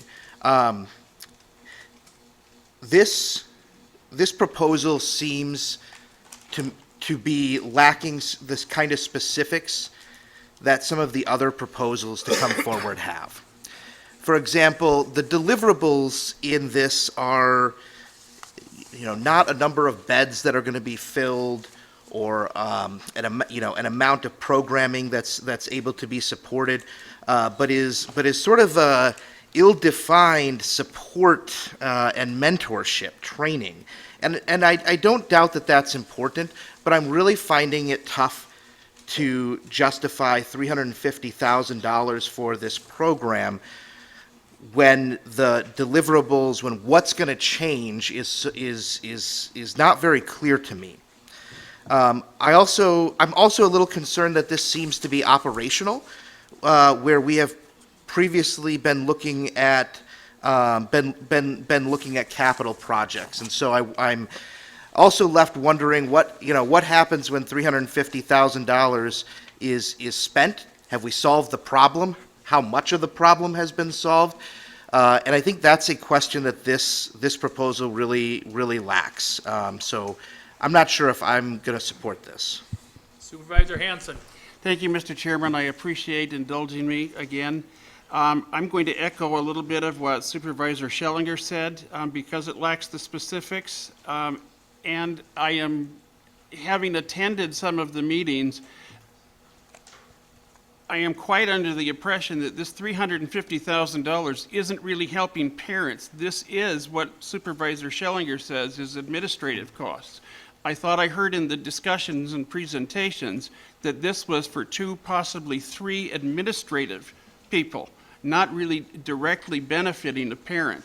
I'm not sure I'm okay with just administration costs. Supervisor Bender. I know when UW was going to close their daycare, they were projected to lose $880,000. If we want to get people back to work, they have to have daycare. And if it means that we have to train more people to get into that field, then that's what we have to do. You can't pay, like, there's a lady at the extension office, she's paying $26,000 a year for 2 children. She goes, we'd love to have a 3rd child, we can't afford it. But if there were more people wanting to do that work, maybe the price would come down a little bit, because they would have basically more people that could afford the daycare, and then we'd have more people coming back into the workforce. Right now, we have people struggling because there's no workers. There's no workers because there's no daycare. Right by CBS, there used to be a daycare off of 9th Street, closed down. They weren't making no money. So it's like we have to do something. The daycare problem's not going to go away without some help from the county. Supervisor Swan. Thank you, Mr. Chairman. I'm going to echo the concerns of Supervisor Schellinger and Supervisor Hansen on this, and then further mention that I think this organization purports to serve 7 or 8 counties, I think. And as I see in the documents, only 2 other counties have supported it with ARPA funds, although significantly in Waupaca County and Calumet County. But I just didn't like that I could go on the website and not really see any specifics about what this money is actually going to be used for. So those are my concerns. Thank you. Supervisor Gustafson. Thank you, Mr. Chairman. Over the past session, especially down in the legislature, we've discussed childcare quite a bit. And I think this kind of still falls in that camp of trying to throw money at a problem that we all know is a problem, but I don't think throwing money at it is going to solve it. With a lot of the regulatory burden as well as some of the structure of where we're hearing that these daycares aren't making money, we've seen a shift of other entities taking, I guess, a portion, if you will, of what the children would be, who typically would be in a normal daycare setting, be shifted to a school funding portion. With that being said, we've seen kind of the shift of daycares not being able to maintain profitability. And so typically just throwing more money at it doesn't seem to really solve it. But again, I would say I don't think this is quite vetted out, but I definitely, again, agree that childcare is an issue, but this just isn't it. So. Supervisor Burrow. Mr. Chairman, we can all agree that child care is an opportunity, but might I suggest that the free market can also solve it? Today, ironically, Governor Evers was at a major manufacturer in the central part of the state where they've added new shifts for workers so they can provide daycare. So, I mean, this is an example where I think we're trying to solve a problem, but there's better parties that could solve that problem. Thank you. Supervisor Schellinger. Thank you, Mr. Chair. I appreciate what Supervisor Bureau just said, and I believe that that is the type of thing that this organization is trying to do, or at least could potentially be the type of thing. But I just don't feel good. I don't want to vote against it. So I'm going to make a motion to refer it back to the ARPA Strategy and Outcomes Commission. And again, my hope is not to defeat this, but to get better clarity about what kind of outcomes we can hold the grantee accountable to. Second. Motion made and seconded to have this one sent back to the ARPA Spirit Fund. Not seeing any discussion on that. All those in favor signify by saying aye. Aye.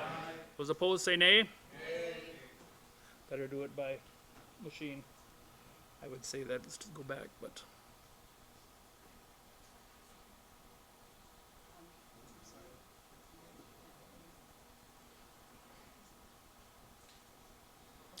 If you're in favor of sending it back, vote A. If you're not, vote nay.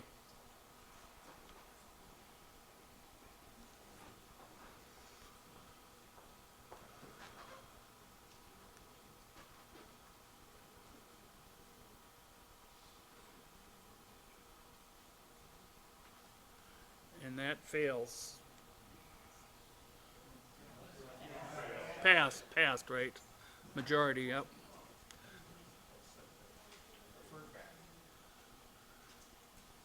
So it's referred back to that one there. All right, resolution number 334022024, approving $50,000 Spirit Funds Government Identified Community Project category for Pillars, Inc. incentive program. Vice Chairman Fari. Thank you, Mr. Chairman. I move for approval of resolution number 334022024. That is seconded by Supervisor Stafford. Not seeing any discussion. All those in favor signify by saying aye. Aye. Those opposed say nay. Nay. All right. Resolution number 335022024, approving $184,957 from the Spirit Funds Government Identified Community Projects category to purchase mobile traffic barriers for the city of Menasha. Vice Chairman Fari. Thank you, Mr. Chairman. I move for approval of resolution 335022024. And that is seconded by Supervisor Powers. Supervisor Cox. No. I missed the second.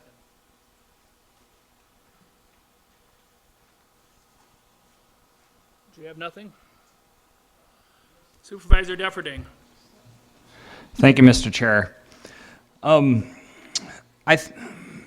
Keep in mind, this is coming from someone who has voted not to accept ARPA funds, voted not to create the Spirit Committee. that has patently voted against every single Spirit Fund resolution that has come on our agenda. So, take what I say with a grain of salt, if you so wish. But, the point of the American Rescue Plan Act was that it was supposed to rescue, the economy from how it was affected from the pandemic. And that's my personal opinion. I mean, other people might have different opinions on that. But this just doesn't really seem like it's COVID related at all. I mean, don't get me wrong. I agree with having better security for parades, and I think that's certainly important. But we are really twisting the definition of what American Rescue Plan Act is, and this just seems like a perversion of it, to be quite honest. I will not be supporting this. It is time for the city of Menasha and the city of Neenah to do responsible budgeting. Thank you. Supervisor Dowling. Thank you, Mr. Chairman. I agree with what Supervisor Defferding just said. This seems like a Menasha budgeting issue. As a Menasha resident, though, I am super upset about this. The city of Menasha submitted multiple requests to the ARPA committee, but as Chairman Egan brought up earlier, stuff had to go from county executive's desk to the ARPA committee, and I'm upset that this is what he chose to come forward. The city of Menasha has other needs. This was not on the top of the list. Thank you. Supervisor Powers. Thank you, Mr. Chairman. I would say that the way that this possibly conforms to what happened during the COVID is that we don't know, but I'm sure that someone could tell us how much extra money came out of the budget covering COVID-related problems, and that they, had they not had to cover all of that, they would have been able to cover these mobile traffic barriers. And we know what happens when people who have suffered from some mental illness decide to take a car through a parade. What can happen? I'm voting in favor of it. That's all. Supervisor Bender. I won't be supporting this. You can take a dump truck and load it with gravel. It'll weigh 65,000 pounds. Everybody's got a street department, and you can block that intersection. If anyone was going to buy these, they should be bought through Winnebago County, and they could check them out. Anybody, because what are we doing? We're going to put these in Menasha and Neenah, so then they're going to come to Oshkosh and on the 4th of July run into our parade, or they're going to go to Winneconne, or they're going to go to Amarillo. I mean, you look in Kansas City, they got assault rifles and they shot people. How are we going to stop that? We can't live in a ball, and these are basically wants, and they're really not even good wants. I can't believe if they were asking for money for a parks department to put a new playground in, I would be all in favor of it, giving something back to the people. They'll take these barricades, and for about 2 years, they'll drag them out there, and then all of a sudden, they'll sit in the shed because it costs too much money to set them up and to take them down, and there they'll sit, and no one will use them at all. I just want to clarify before, nothing to do with this, but I want to clarify what Supervisor Dowling had said. This here, I won't say was brought by the county executive. This here they brought in, and then that was brought to he didn't bring this in. When I was talking about is anything out of his, like for capital and for all this and that, for something for the county, that's where he stepped in. I just wanted to clarify that, so. Supervisor Hansen. Thank you, Mr. Chairman. Again, for 335 and 336, even though I really understand what's being said, I do consider these infrastructures, and so I will be supporting both. Okay, not seeing anything else. Better vote by machine, I guess.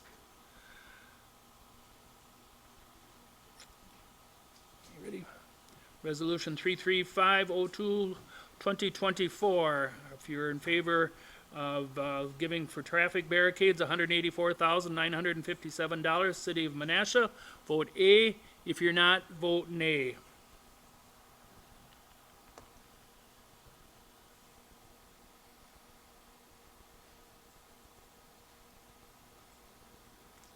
And that failed. Resolution 33602, 2024, approving $300,000 from the Spirit Fund's Government Identified Community Project category to purchase mobile traffic barriers for the city of Neenah. Vice Chairman Fari. Thank you, Mr. Chairman. I move for approval of Resolution 33602, 2024. And that is seconded by Supervisor Stafford. Supervisor Stafford. Thank you, Mr. Chair. Just a couple of comments on this, and I guess I'll also identify some comments from the last resolution that came up. While I appreciate and agree with Supervisor Defferting on how we're spending this money, the reality is that most of these projects that we voted on aren't necessarily directly impacted from the result of COVID. I mean, you could go back to pretty much every one that we've, talked about, including a community center for Omro. So I think I think we shouldn't necessarily change that criteria. The one thing I will point out is this is dealing with, yes, infrastructure, but it's also dealing with public safety. And we haven't really addressed a significant amount of public safety in these proposals. And we're talking about an estimated benefit of 30,000 people.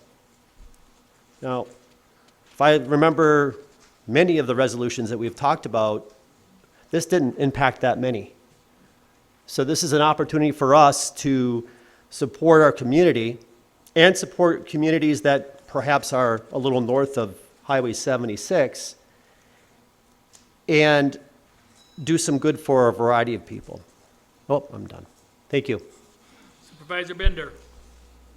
Once again, I'll just say, they can take a dump truck and do the same thing. It costs basically nothing, and all you have to do is drive it out there and you can leave. You don't have to basically take a pickup truck, you have to take a trailer. It's hard to back those things in. Then you have to drive back, then you have to come back and get them. It's not feasible to do this. And then we're just saying that if you're going to have a problem, go to Oshkosh, go to Winnebago, go to Armro, because we're not buying them for everybody.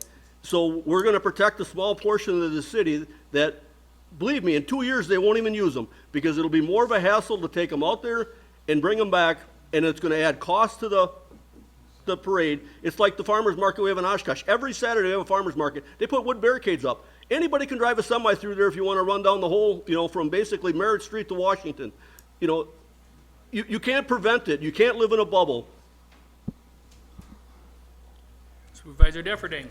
Thank you, Mr. Chair. And I just want to reiterate that I don't disagree with the idea of having better security at parades. I definitely feel that that's certainly something to take a look at, and obviously the city of Neenah and the city of Menasha should certainly have some discussions on that.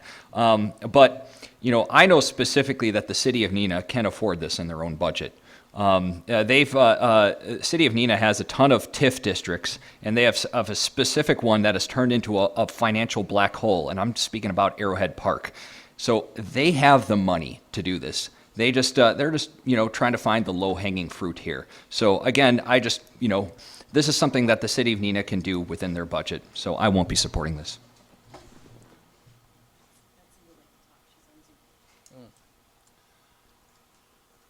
Betsy? Supervisor? Thank you, Supervisor. I agree with Brian Stafford. I am 100% for this resolution and hope that it passes. I know I'm not there, I can't vote for it personally, but I feel like, Neenah is our, second largest city in our Winnebago County, and they don't ask for much. They need these. They do use things like this continuously. They have lots of events, and they do use the barriers. I know that they would be asking this if they didn't need it. I hope that you support them, but thank you. Okay, not seeing, oops. Supervisor Harrison. Thank you, Mr. Chairman. I just wanted to correct on the farmers market that I work every Saturday for the last 10 years. They have barricades at 3 different areas, same as what we're talking about. It's required by the city, so they do have them.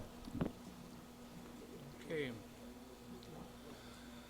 We'll vote by machine if you're in favor of Resolution 33602, 2024 for $300,000 for the city of Neenah for mobile traffic barriers. Signify by voting A. If you're not, vote nay.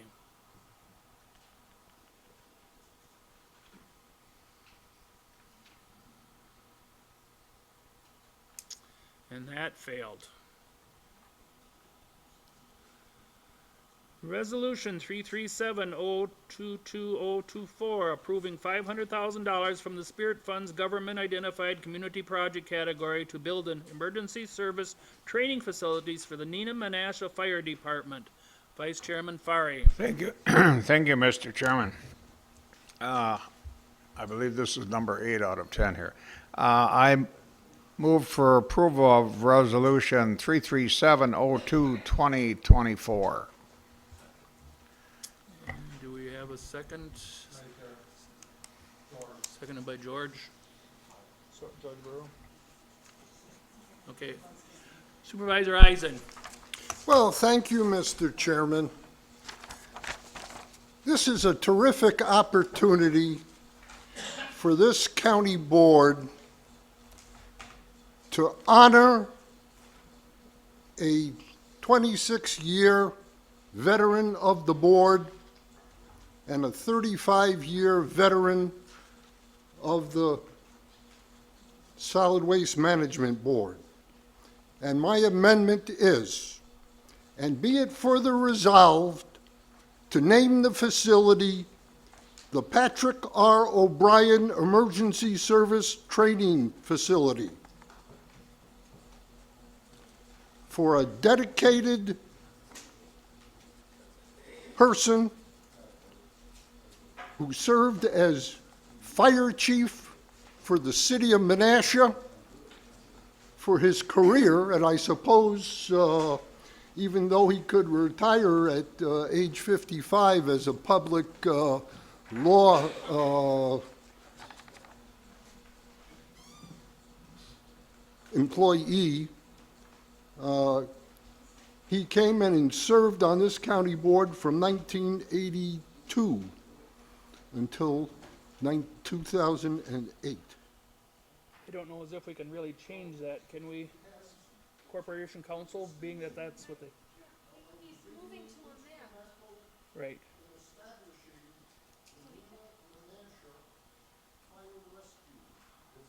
All appropriate, it's Okay, do we have a second? obligated for this board to honor him in that fashion. I don't have a second, so I believe that fails.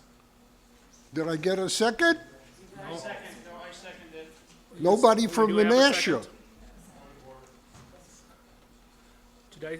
We didn't have a second. You never heard of Patrick R. O'Brien? Okay. Okay, Supervisor Hansen, seconded. Supervisor Swan. Thank you, Mr. Chairman. Just as a point here, to name a facility, the community jurisdiction for naming a facility is Facilities and Property Management. So can you do that concurrent with a resolution that's up for a vote? I don't think so. You have to do that separately, don't you? Well, but this is not a county facility. This is going to be an emergency service training facility for the Neenah Menasha Fire Department. Well, does Neenah Menasha want that name on there? That's Do my they, we question. know that? I mean, I think this is something they need to have discussion on before we go to that point. Thank you. Vice Chairman Fari. Thank you, Mr. Chairman. Paul, I certainly appreciate your initiative, but I really feel that your recommendation, and I doubt if anyone on this board would oppose it, is more properly suited for the association to make that decision and name it with their due consideration. So I really agree with Supervisor Swan. I'm not sure it's this board's responsibility or directive. If you would propose it as merely a recommendation, I certainly would support it a little more. But I think it should be their decision, not ours. Supervisor Nichols. Thank you, Mr. Chairman. I echo what Supervisor Fari said. Well, I'm sure the folks in the gallery and the representatives from Neenah Menasha Fire Rescue that are here this evening appreciate that Supervisor Eisen's notion. At the same time, I don't think it's this county board's place to place a name on that facility at this time. Thank you. So we have a motion made and seconded to put a name on that building. I have no more discussion. All in favor of that alone signify by saying aye. Aye. Opposed, say nay. Nay. That fails.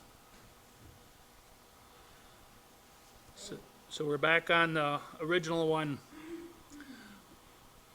approving the $500,000 for an emergency service training facility for Neenah Menasha Fire Department. And we have a motion made and seconded on that. Supervisor Nichols. Thank you, Mr. Chairman. As was pointed out in the public comments portion of this evening's meeting, this is a training facility that is used by many fire departments from Winnebago County.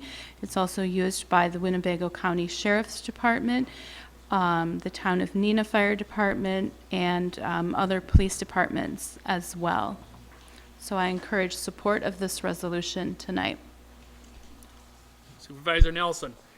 Yes, I just want to let you know I did reach out to the fire chief and the assistant chief in Winnie County. They both concurred that they have had opportunity to use the existing building. It is definitely in need of repair, and they certainly encouraged me to vote to support it, which I intend to do. Okay. We'll vote by machine. If you're in favor, signify, vote A. If you're not, vote nay.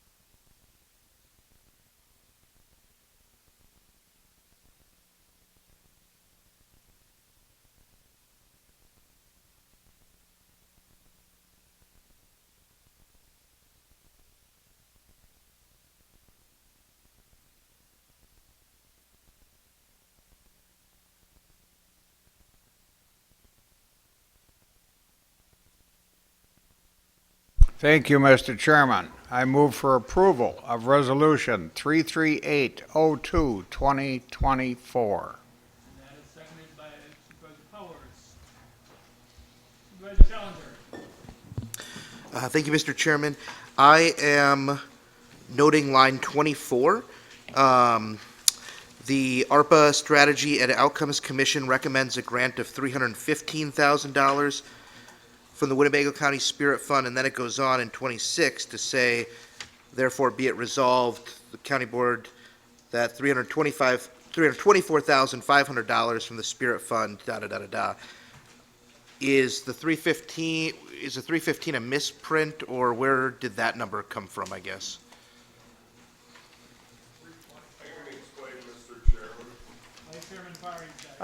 Thank you. I think it wasn't a misprint. It was improperly stated originally. That's my understanding. If the chair would recognize Supervisor Nelson, he can maybe give a little more clarity. Supervisor Nelson. Kind of at the last minute, it was determined that we were going to take a serious look at Marble Park, and to have a consultant come in and tell us how to try to move forward with that park. That cost was $9,500. And during that ARPA committee meeting, we shared with the committee the consultant's report, and we asked that we could bump that up so that we could take care of the old county park that we've been maintaining, and also to give us that extra $9,000 so that we could have the consultant come in and take a in-depth look at our other parks so that we could try to look at moving forward with that one in a timely fashion.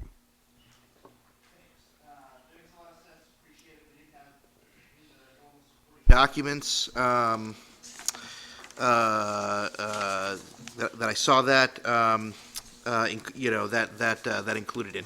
I think this is great. I think, improving I know this isn't part of a unified county park system, but improving the outdoor opportunities, just as the city of Neenah and the city of Menasha did with their ARPA allocations, is a fantastic outcome of the ARPA dollars, and really fits the intention there. Appreciate the explanation. I'll be voting for this. I will be supporting this. Originally County Park was maintained by Winnebago County, but we didn't have the staff to maintain it, and Winnebago County wasn't happy with the way it looked, so they offered to buy it for $1. So they've been taking care of that, cutting the grass, maintaining them buildings for probably the last 15 years, and this is the first time they asked us for anything. They didn't get no money for the radios because they bought their radios ahead of time. This is something the public is going to use. People fish from all over, and that shelter is used all summer, so I definitely will be supporting this, and I think we owe that to them for taking that park over, because we would have probably spent $500,000 cutting the grass and maintaining the buildings, and they basically had all that expense on their own budget. They just worked you out of a job on the grass cutter.